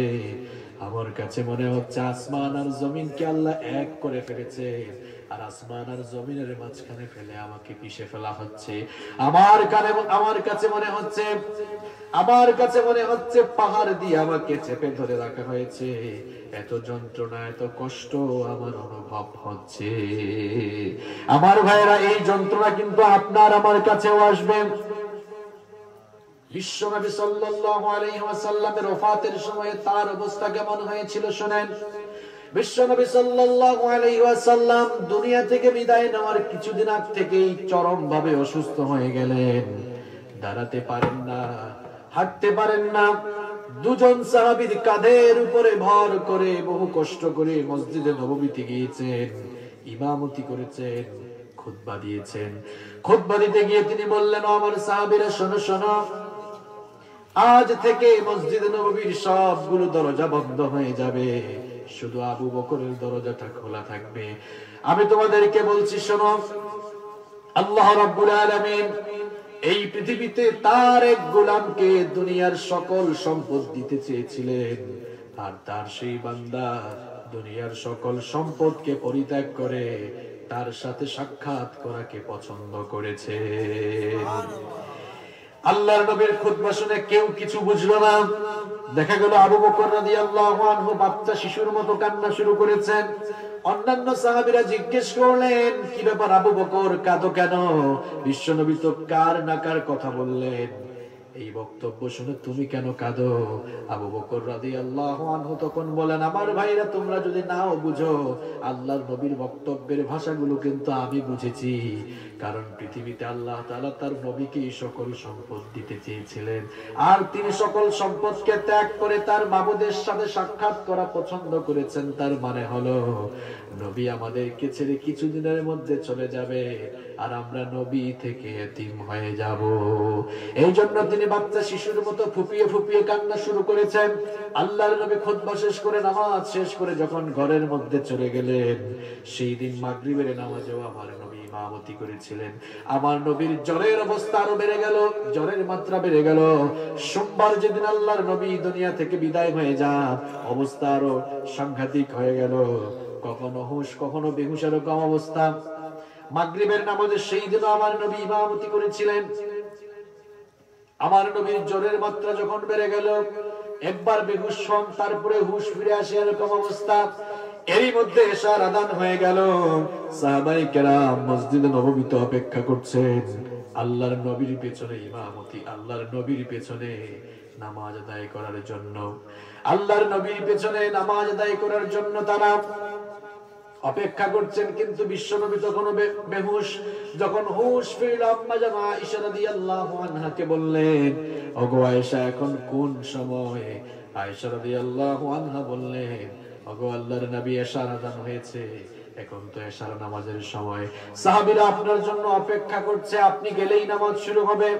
আল্লাহর নবী বললেন, ঠিক আছে, আমার জন্য অজুর পানি নিয়ে আসো। অজুর পানির কথা আনতে বলার পরে আবার তিনি বেহুশ হয়ে পড়ে গেলেন। কিছুক্ষণ পর যখন হুঁশ ফিরল, আবার জিজ্ঞেস করলেন, আয়েশা গো, নামাজ শেষ হয়ে গেল নাকি? আয়েশা রাদিয়াল্লাহু আনহা বললেন, ওগো আল্লাহর নবী, নামাজ এখনো শেষ হয় নাই, সাহাবীরা অপেক্ষা করছে। আম্মা জান আয়েশা রাদিয়াল্লাহু আনহাকে বিশ্বনবী বললেন, তাহলে ঠিক আছে, ওযুর জন্য পানি নিয়ে আসো। আমার নবী ওযু করলেন। ওযু করে যখনই দাঁড়াতে যাবেন, আবারও বেহুশ হয়ে পড়ে গেলেন। কিছুক্ষণ পর যখন হুঁশ ফিরলো, আবারও জিজ্ঞেস করলেন, আয়েশা গো, নামাজের সময়টা কি শেষ হয়ে গেল নাকি? আম্মা জান আয়েশা রাদিয়াল্লাহু আনহা বললেন, ওগো আল্লাহর নবী, সাহাবীরা এখনো আপনার জন্য অপেক্ষা করে। আল্লাহর নবী আবার উঠে যখন মসজিদে যাওয়ার জন্য প্রস্তুতি নিলেন, দাঁড়াতে পারলেন না, বসে গেলেন। তিনি বললেন, আমি মনে হয় আর মসজিদে গিয়ে ইমামতি করতে পারবো না। আমি অর্ডার দিচ্ছি, আদেশ দিচ্ছি, আমার সাহাবী আবু বকর যেন আমার জায়নামাজে দাঁড়িয়ে ইমামতি করে। আল্লাহর নবীর অর্ডার পেয়ে সাইয়েদনা আবু বকর রাদিয়াল্লাহু আনহু আল্লাহর নবীর জায়নামাজে দাঁড়িয়ে ইমামতি শুরু করলেন। মসজিদে নববীতে এবার ইমামতিতে আবু বকর ইমামতে নামাজ শুরু হলো, আর সাহাবায়ে কেরাম পেছনের মধ্যে কান্নাকাটি শুরু করেছেন। আমার নবী আয়েশা রাদিয়াল্লাহু আনহাকে বললেন, আয়েশা গো, মসজিদে নববীর দিকের দরজাটা খুলে দাও, জানালাটা খুলে দাও, নামাজের দৃশ্যটা আমি দেখতে চাই। আম্মা জান আয়েশা রাদিয়াল্লাহু আনহা যখন জানালাটা খুলে দিলেন, আল্লাহর নবী নামাজের দৃশ্য দেখে কেঁদে ফেললেন। আম্মা জান আয়েশা রাদিয়াল্লাহু আনহা বললেন, ওগো আল্লাহর নবী, আপনি কাঁদেন কেন? বিশ্বনবী সাল্লাল্লাহু আলাইহি ওয়াসাল্লাম তখন বললেন, আয়েশা গো, আমার চোখে তুমি যে পানি দেখো, এটা কোনো দুঃখের পানি নয়, এটা হলো আনন্দের পানি। আমার এই সাহাবীরা যে এত সুন্দর করে দাঁড়িয়ে নামাজ আদায় করছে, নামাজের এই দৃশ্য দেখে আমার কাছে এত ভালো লাগছে।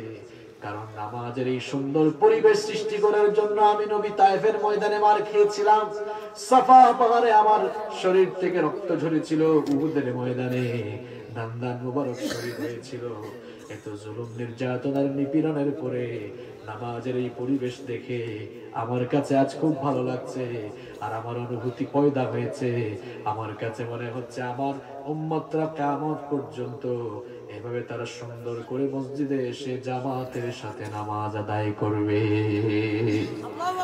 আমার নবী যেদিন সোমবার দুনিয়া থেকে বিদায় হন, অবস্থা আরো খারাপ হয়ে গেল। আম্মা জান আয়েশা রাদিয়াল্লাহু আনহাকে বললেন, আয়েশা গো, আমার জন্য পানির পাত্রে কিছু পানি নিয়ে আসো। আম্মা জান আয়েশা রাদিয়াল্লাহু আনহা পানির পাত্রে কিছু পানি নিয়ে আসলেন। আমার নবী তার হাত পানির পাত্রে চুবিয়ে তারপরে সেই ভেজা হাত তার ললাট দেশে তার কপালের মধ্যে মুছতে লাগলেন। আর তিনি বলতে লাগলেন, আল্লাহুম্মা আইন্নি আলা গামারাতিল মাউতি ওয়া সাকরাতিল মাউত, ইন্না লিল মাউতি লাসাকরাত। ওগো আল্লাহ, সাকরাতুল মাউত, মৃত্যুর যন্ত্রণা থেকে তোমার কাছে পানা চাই, কারণ নিশ্চয়ই মৃত্যুর মধ্যে ভয়ঙ্কর এক যন্ত্রণা রয়েছে। আল্লাহু আকবার। আমার ভাইরা, আমার নবীও দোয়া করেছেন, আল্লাহুম্মা আইন্নি আলা গামারাতিল মাউত ওয়া সাকরাতিল মাউত। এই সাকরাতুল মাউত আমাদের কাছেও আসবে, সন্দেহ আছে? এই মৃত্যুর কথা যেন আপনি ভুলে না যান। আমরা সবাই তো মারা যাব, আর সবার মৃত্যু একরকম হবে না। মৃত্যুর যন্ত্রণা তিন ধরনের। কয় ধরনের? কষ্ট নানি আপনারা ও জায়গা মতো আইছে, ওখান হইয়া শেষ হইবে ইনশাআল্লাহ। ও তো সময় ওখান হইবার লাগে কথা। মৃত্যু কয় ভাবে হয়? হলে হোক ভাবে ঠাটা ফুটি গেল নিমুখ। তাহলে মৃত্যু কয় ভাবে? মৃত্যুর যন্ত্রণা কয় রকম হইতে পারে?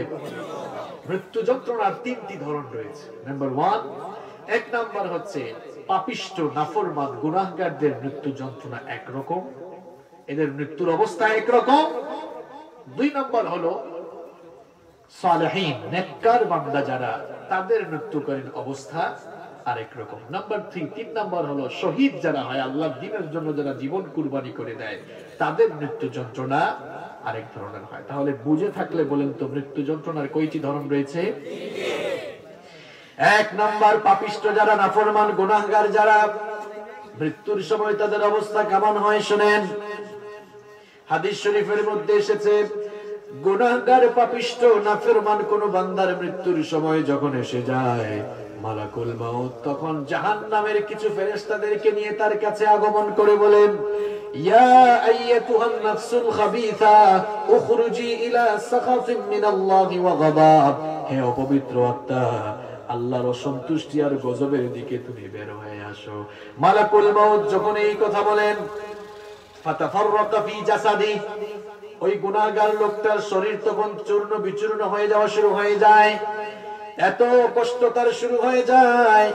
মালাকুল মউত যখন লোকটার রূহ বের করার জন্য পায়ের কাছে চাপ মারবে, রূহ গিয়ে চামড়ার নিচে লুকাবে। চামড়ার নিচে যখন চাপ মারবে রূহ গিয়ে, এরপরে লোমের নিচে লুকাবে, সেখানেও চাপ মারবে। ফেরেশতারা এভাবে মালাকুল মউত এভাবে চেপে চেপে কষ্ট দিয়ে দিয়ে এই গুনাহগার লোকগুলোর রূহটা কবজ করবে। কোরআনে কারীমের 16 নম্বর সূরা সূরাতুন নাহলের 28 নম্বর আয়াতে রব্বুল আলামিন বলছেন, আল্লাযীনা তাতাওয়াফাহুমুল মালাইকাতু যালিমি আনফুসিহিম ফাআলকাউস সালামা মা কুন্না না'মালু মিন সু। এই পাপিষ্ঠ লোকদের রূহ যখন ফেরেশতা আযাব দিয়ে কষ্ট দিয়ে দিয়ে বের করবে, এই লোকেরা তখন বলবে, কেন আমাদেরকে এত কষ্ট দিচ্ছ, আমায় এত কষ্ট দিয়ে দিয়ে কেন আমার রূহটা বের করছো? আমি তো কোনো খারাপ কাজ করি নাই। ফেরেশতা তখন বলবে, খারাপ কাজ করস নাই তো কি করেছিস? সারাটা জীবন নামাজ ছেড়ে দিয়েছিস, সারাটা জীবন মসজিদ থেকে উল্টা দিকে দৌড় দিয়ে দিস, সারাটা জীবন সুদ ঘুষ খেয়েছিস, দুর্নীতি করেছিস, সুযোগ পেলেই ইসলামওয়ালা আর কোরআনওয়ালা লোকদের উপরে নির্যাতন করেছিস, সারাটা জীবন ইসলাম বিরোধিতা করেছিস। করলে না কোন জায়গায় আযাবের মাত্রা আরো বাড়বে। আযাবের মাত্রা এমন ভাবে বাড়বে, কোরআনে কারীমের 8 নম্বর সূরা সূরাতুল আনফালের 50 নম্বর আয়াতে রব্বুল আলামিন বলছেন, ওয়ালাউ তারা ইয ইয়াতাওয়াফাল্লাযীনা কাফারুল মালাইকাতু ইয়াদরিবুনা ওয়ুজুহাহুম وأدبارهم وذوقوا عذاب الحريق।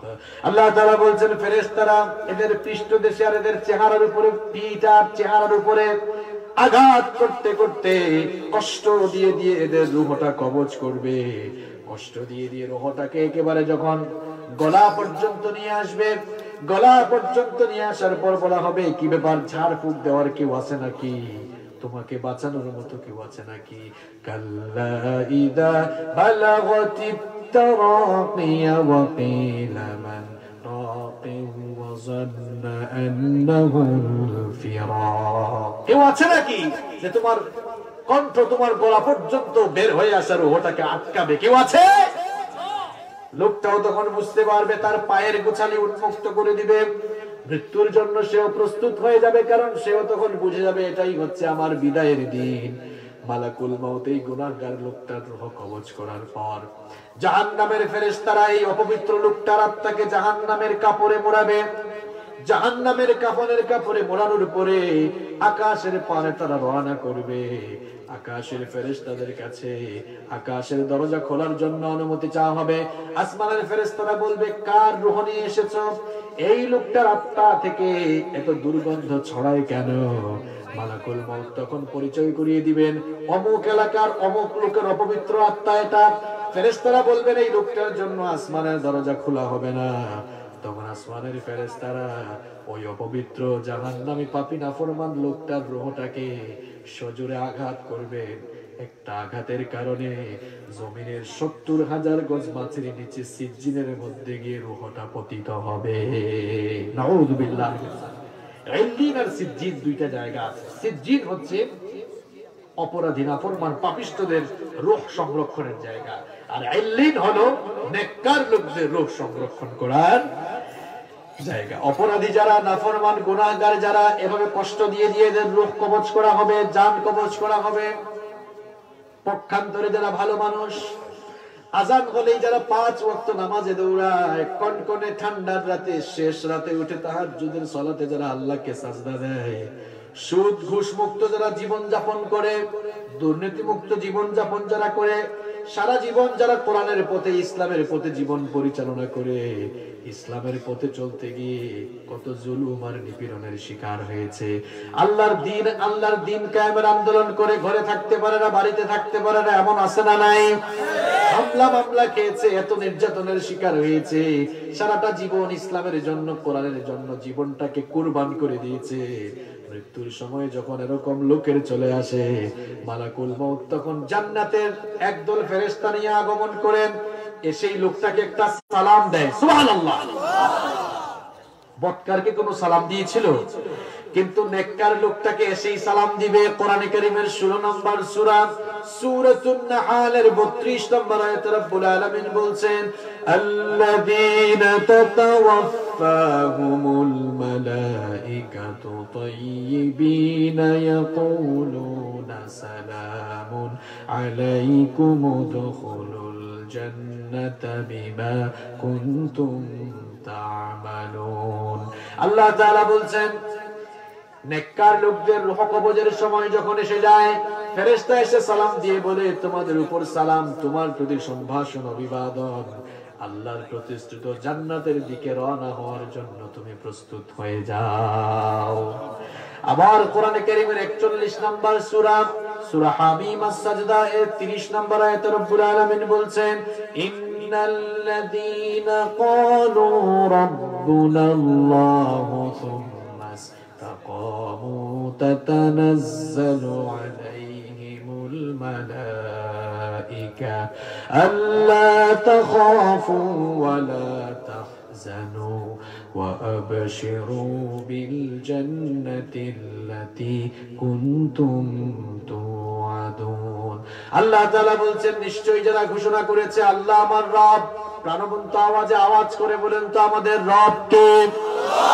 আল্লাহ তাআলা বলছেন, নিশ্চয়ই যারা ঘোষণা দিয়েছে আল্লাহ আমার রব, আর সেই রবের পথে যারা ইস্তেকামত থাকে, অটল থাকে, অবিচল থাকে, সেই রবের পথে যারা তাদের জীবন পরিচালনা করে, এদের মৃত্যুর সময় যখন এসে যায়, ফেরেশতা তখন মৃত্যুর সময় এসে সালাম দিয়ে বলে, আল্লাহর বান্দা তোমার জন্য কোনো ভয় নাই, তোমার জন্য কোনো চিন্তা নাই। আল্লাহর জান্নাতে ঢোকার সুসংবাদ নিয়ে তুমি সেই জান্নাতের দিকে রওনা করো। সুবহানাল্লাহ। ফেরেশতা সালাম দিবে। আপনি যদি নেককার মানুষ হন, নামাজি মানুষ হন, ভালো মানুষ হন, ভালো মানুষ হন, নেককার হন, ফেরেশতা মালাকুল মউত এসে সালাম দিবে। এরপরে বলবে ইয়া আইয়াতুহান নাফসুত তাইয়্যিবা উখরুজি ইলা মাগফিরাতিন মিনাল্লাহি ওয়া রিদওয়ান।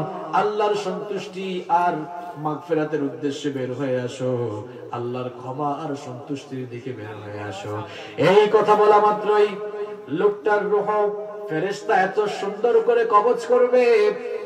মায়ের কোলে দুধ পান করা শিশু দুধ পান করে করে যেমন মায়ের কোলে আরাম করে ঘুমায়, এই নেককার মানুষগুলোর সামনে মালাকুল মউত যখন জান্নাতের নয়নাভিরাম দৃশ্য তুলে ধরবে, নেককার মানুষগুলো জান্নাতের দৃশ্য দেখতে দেখতে আরাম করে তারা ঘুমিয়ে যাবে। আল্লাহ এমন সুন্দর মৃত্যু আমাদেরকে নসিব করে দিও। আরো আসতে বলে না আমিন। এরপরে সেই নেককার লোকটার রূহ জান্নাতি ফেরেশতারা জান্নাতি কাফনের কাপড়ে মুড়িয়ে আকাশের পানে রওনা করবে। আসমানে যাওয়ার পর প্রথম আসমানের দরজায় যাওয়ার পরে ফেরেশতারা বলবেন কার রূহ নিয়ে এসেছো? এই লোকটার রূহ থেকে এমন সুগন্ধ ছড়ায় কেন? নেককার লোকটার রূহকে যখন এই জান্নাতের কাফনের কাপড়ে মোড়ানো হবে, লোকটার আত্মা থেকে রূহ থেকে মিশকে আম্বরের সুগন্ধের চাইতে আরো প্রাণবন্ত সুগন্ধ বের হবে। কার আত্মা নিয়ে এসেছে? এত চমৎকার সুগন্ধি ছড়ায়। ফেরেশতারা পরিচয় করে দিবে, ওই যে মৌলভীবাজার জেলার রাজনগর উপজেলার বক্সিকুনা এলাকার অমুক ভালো মানুষ। বলবে তাই ওপেন করে দিলাম, আসো। এভাবে 7 আসমান ভেদ করে এলিন যেখানে রূহ সংরক্ষণের জায়গা, সেখানে ফেরেশতারা রূহটা নিয়ে যাবে। তখন বলা হবে ইয়া আইয়াতুহান নাফসুল মুতমাইন্নাতু রজিই ইলা রাব্বিকি রাদিয়াতান মারদিয়া ফাদখুলি ফি ইবাদি ওয়াদখুলি জান্নাতি। হে প্রশান্ত আত্মা, তুমি তোমার রবের দিকে ফিরে আসো, সন্তুষ্ট হয়ে নেককার বান্দাদের সাথে শামিল হয়ে আল্লাহর জান্নাতের ভেতরে প্রবেশ করো। সুবহানাল্লাহ। আল্লাহ তাআলা যেন আমাদেরকে নেককারদের কাতারে শামিল করেন, বলেন আমিন। মৃত্যু যন্ত্রণার 3টা ধরন। পাপিষ্ঠদের মৃত্যুকালীন যন্ত্রণা খুব কষ্টকর হবে। 2 নাম্বার নেককারদের মৃত্যুকালীন অবস্থা বললাম। এবার 3 নাম্বার হলো আল্লাহর দ্বীনের পথে যারা তাদের জীবনকে কুরবানি করে দেয়, শহীদদের মৃত্যু যন্ত্রণা কেমন হবে শুনেন। শহীদ কারা? শহীদ তো হলো তারা ইসলামের জন্য, আল্লাহ আর রাসূলের জন্য, কোরআনের জন্য, আল্লাহর দ্বীনের জন্য যারা নিজের জীবনটাকে অকাতরে বিলিয়ে দেয়, তারা হচ্ছে শহীদ। এই শহীদরা যখন দুনিয়া থেকে বিদায় নেয়, মানুষেরা ভাবে হায় হায় এই লোকগুলাকে তো ফাঁসির কাস্টে ঝুলিয়ে হত্যা করা হয়েছে, এই লোকগুলাকে গুলি করে হত্যা করা হয়েছে, আবার কাউকে কাউকে হাত পা কেটে শরীর ক্ষত বিক্ষত করে জখম করে হত্যা করা হয়েছে। আপনারা ভাবছেন না জানি কি কষ্ট পেয়ে এরা পড়েছে, আর আমার নবী বলছেন একজন শহীদ মৃত্যুর সময় কেমন যন্ত্রণা অনুভব করে শোনো। তোমাদের কারো হাতের মধ্যে চিমটি কাটলে যেমন সে সামান্য ব্যথা পায়, একজন শহীদ মৃত্যুর সময় এর চাইতে আরো কম যন্ত্রণা পায়। সুবহানাল্লাহ। শহীদ মৃত্যু হলো সবচাইতে শ্রেষ্ঠ মৃত্যু। শাহাদাতের মৃত্যু পাওয়া এটা বড় সৌভাগ্যের ব্যাপার, কারণ আল্লাহ তাআলা সকলকে শাহাদাতের মৃত্যু দেন না। যাদেরকে আল্লাহ সব চাইতে বেশি ভালোবাসেন, যাদেরকে আল্লাহ তাআলা সব চাইতে বেশি পছন্দ করেন, তাদেরকে আল্লাহ তাআলা শাহাদাতের মর্যাদা দান করেন। আমার ভাইয়েরা, শাহাদাতের মৃত্যু হচ্ছে সবচাইতে দামি মৃত্যু। এটা দামি মানুষরা পায়, এটা সবাই পায় না। সুবহানাল্লাহ। এই জন্য আল্লাহর নবীর সাহাবীরা হাত তুললেই শাহাদাতের মৃত্যু চাইতেন, আর আপনারা হাত তুললেই বলেন আল্লাহ আরো দেউকা, মাল সম্পদ বাড়ায় দেউকা, রিজিক আরো দেউকা। হুজুর ওর কাছে খালি দাও, হুজুর দোয়া করবা আরো যেন আল্লাহ বরকত দেয়। বরকতের দোয়া আমাদের শেষ হলো না। আর আল্লাহর নবীর সাহাবীরা হাত তুললেই শাহাদাতের মৃত্যু কামনা করতেন, কারণ তারা জানতেন শাহাদাতের মৃত্যু এটা হচ্ছে সৌভাগ্যের মৃত্যু। শাহাদাতের মৃত্যু যদি নসিব হয়ে যায় কপালটা খুলে যাবে। কারণ কিয়ামতের দিন আল্লাহ তাআলা সকল মানুষদের কাছ থেকে হিসাব চাইবেন, বিচার চাইবেন, বিচার করবেন। কিন্তু কেবলমাত্র শহীদদের কাছ থেকে আল্লাহ হিসাব না নিয়ে বিনা হিসাবে বিনা বিচারে আল্লাহ তাদেরকে জান্নাত দিবে। এই জন্য আল্লাহর নবীর সাহাবীরা বুদ্ধিমান ছিলেই বলেন হাত তুললেই শাহাদাতের জন্য দোয়া করতেন। আল্লাহর নবীর প্রিয় সাহাবী ওমর ইবনুল খাত্তাব রাদিয়াল্লাহু আনহু হাত তুললেই দোয়া করতেন, আল্লাহুম্মা রযুকনি শাহাদাতান ফি সাবিলিক ওয়াজআল মাউতি ফি বালাদি রাসূলিক। ওগো আল্লাহ, তোমার বান্দা ওমরের মৃত্যু রাসূলের পবিত্র শহরে দিও, আর মৃত্যুর সময় শাহাদাতের মৃত্যু নসিব করে দিও। সুবহানাল্লাহ। কারণ শাহাদাতের মৃত্যু এটা সবচাইতে দামি মৃত্যু, সবচাইতে শ্রেষ্ঠ মৃত্যু। এই জন্য আল্লাহর নবীর সাহাবীরা শহীদ হওয়ার জন্য কম্পিটিশন করতেন। শহীদ হওয়ার সুযোগ পাইলেই পেছনে ফিরে তাকাতেন না। আর আমাদের ঈমানটা এমন ঈমান হয়ে গেল, আল্লাহর দ্বীনের বিরুদ্ধে ষড়যন্ত্র হয়, চক্রান্ত হয়, শাহাদাতের চেতনা নাই বললেই চলে। বরং আল্লাহর দ্বীনের বিরুদ্ধে কার্যক্রম শুরু হয়ে মুনাফিকের মতো আমরা ঘরে বসে থাকি। আল্লাহর নবীর সাহাবীরা সুযোগ খুঁজতেন কিভাবে আল্লাহর দ্বীনের জন্য নিজেকে বিলিয়ে দেওয়া যায়। দেখেন বদরের যুদ্ধ, এই যুদ্ধটা কঠিন আসলো না খুব সহজ আসলো? মাতুকা আপনারা, সহজ না কঠিন? ঘটনা এটা কইলাই, ঘটনা বানাই হইলাম, এটা একবারে মুসলিম শরীফ থেকে হইলাম। মুসলিম শরীফের নাম শুনছেন আপনারা? আচ্ছা, বদরের যুদ্ধটা কঠিন যুদ্ধ আছে। এখানে আপনারা কইবা হুজুর আমরা তো জানি 313 জন আমরা, আর কাফের আছে কত? চিন্তা করছেন 313 জনে 1000-এর বিরুদ্ধে খেলছে। অঙ্ক অনেকে দেখবা খেলতে চায় না, আয়ো খেলাইব খেলাইব কইনি। তোমরা কোনো প্লেয়ার হইলাই, তোমরা তো প্লেয়ার আমরা মনেও করি না। আমরা তো সেই প্লেয়ার 313 জনে 1000 জনের লগে খেললা, এমন কুপানি কুপাইছি একবারে পাকাপাকি শুরু হয়েছে। এমন প্লেয়ার আমরা, আমরা লগে খেলতে হইলে আগে শক্ত প্লেয়ার হওয়া লাগবো। তা ফাউল কোন প্লেয়ারের লগে আমরা খেলি না, ঠিক নেই? আমরা 313 জনে 1000 জনের লগে খেললা সব টিম করে বাগাই দিছি, ঠিক নেই?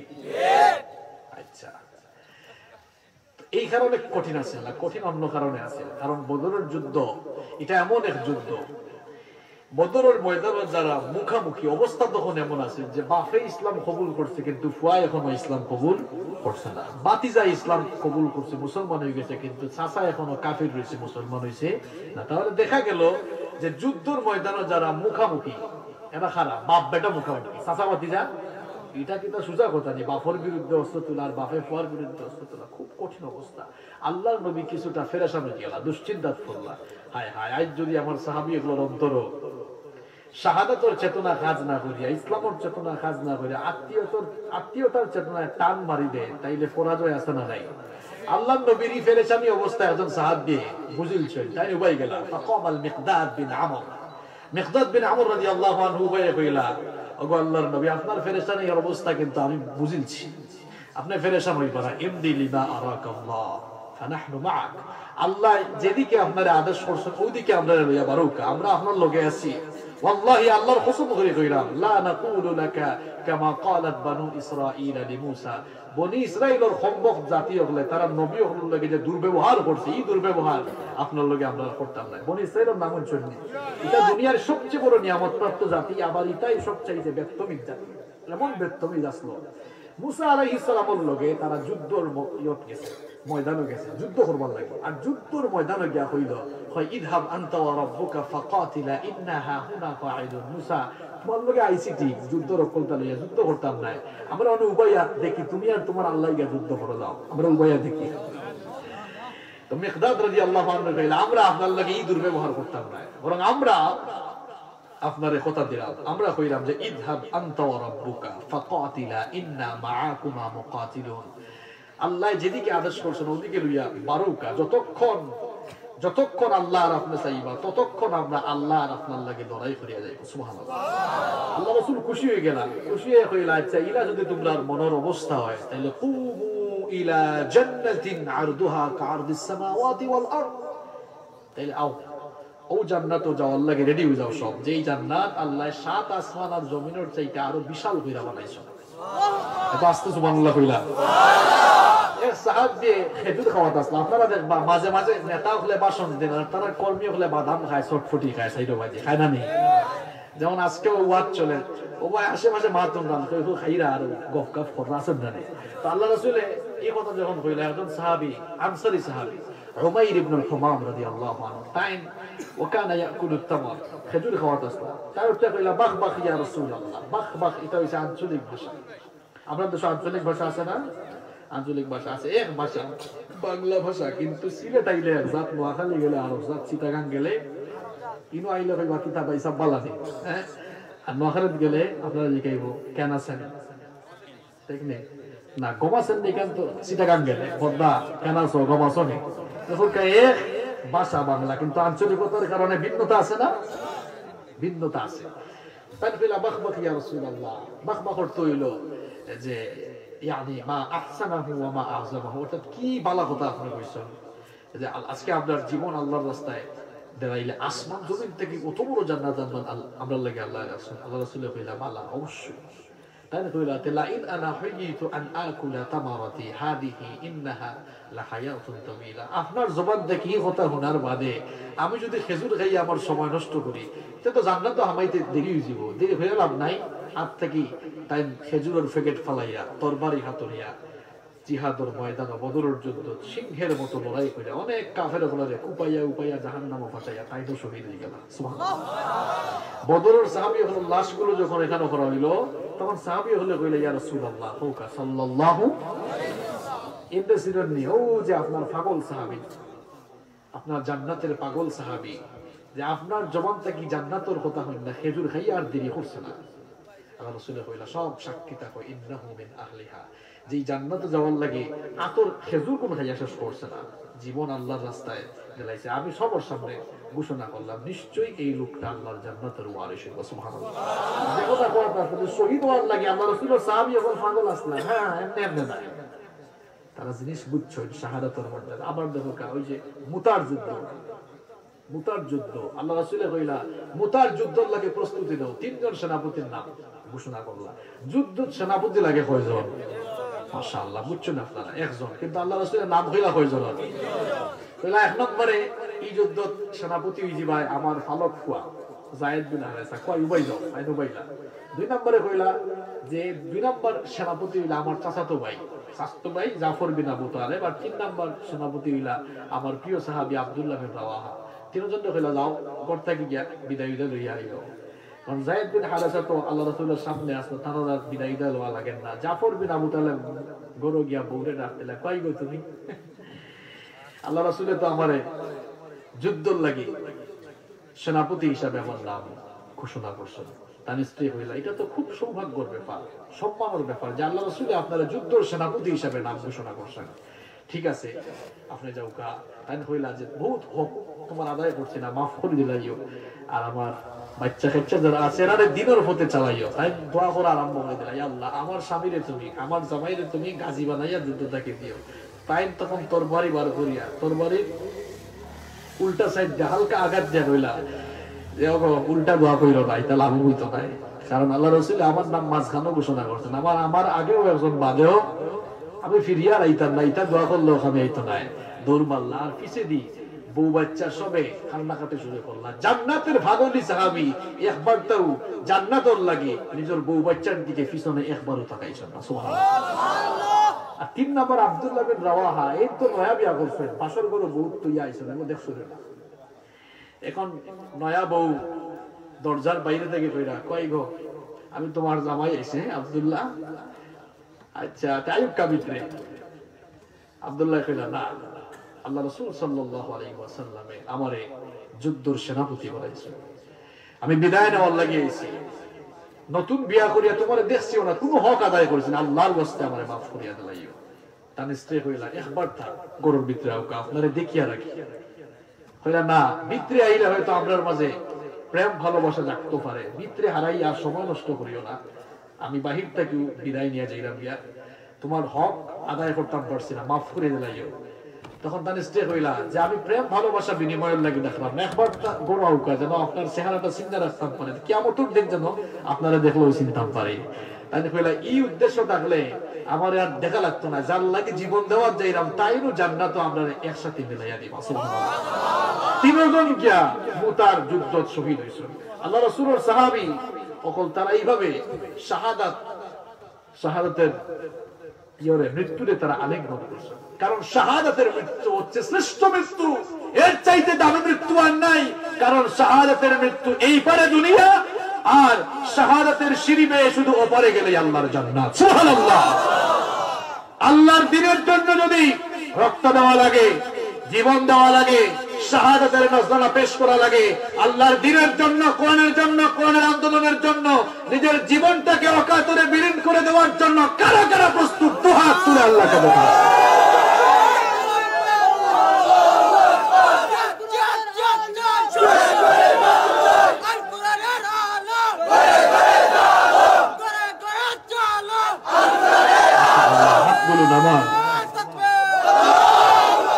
আল্লাহ তাআলা আপনাদের হাতগুলোকে কবুল করুন, বলেন আমিন।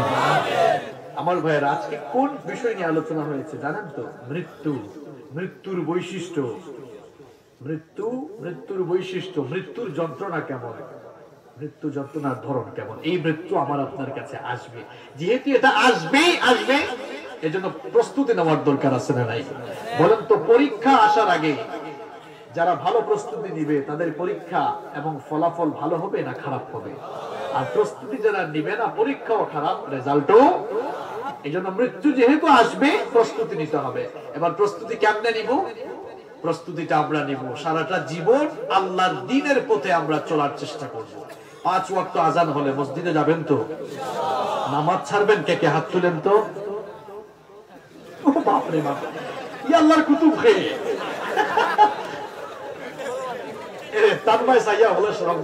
আমার এই ভাইয়ে বুঝছো না, না বুঝা হাত তুলছেন, তাই না বুঝা হাত তুলছেন। আল্লাহ তান্ডে এটা নিছেন না, কেন আল্লাহ বাহির একটা নেই না, আল্লাহ দিতে একটা নেই। ওই যে জানাজার সময় লাশ সামনে রেখে মানুষ এখন এন কেমন আসলা, বালা আসলা, আর মাঝখানটা কে কে হে যে কি লাগাম সুরার সামার আসলি, কেন না আমি জানি বালা। আল্লাহ কিন্তু মুখেরটা নিতে নাই, ভিতরটা নিতে।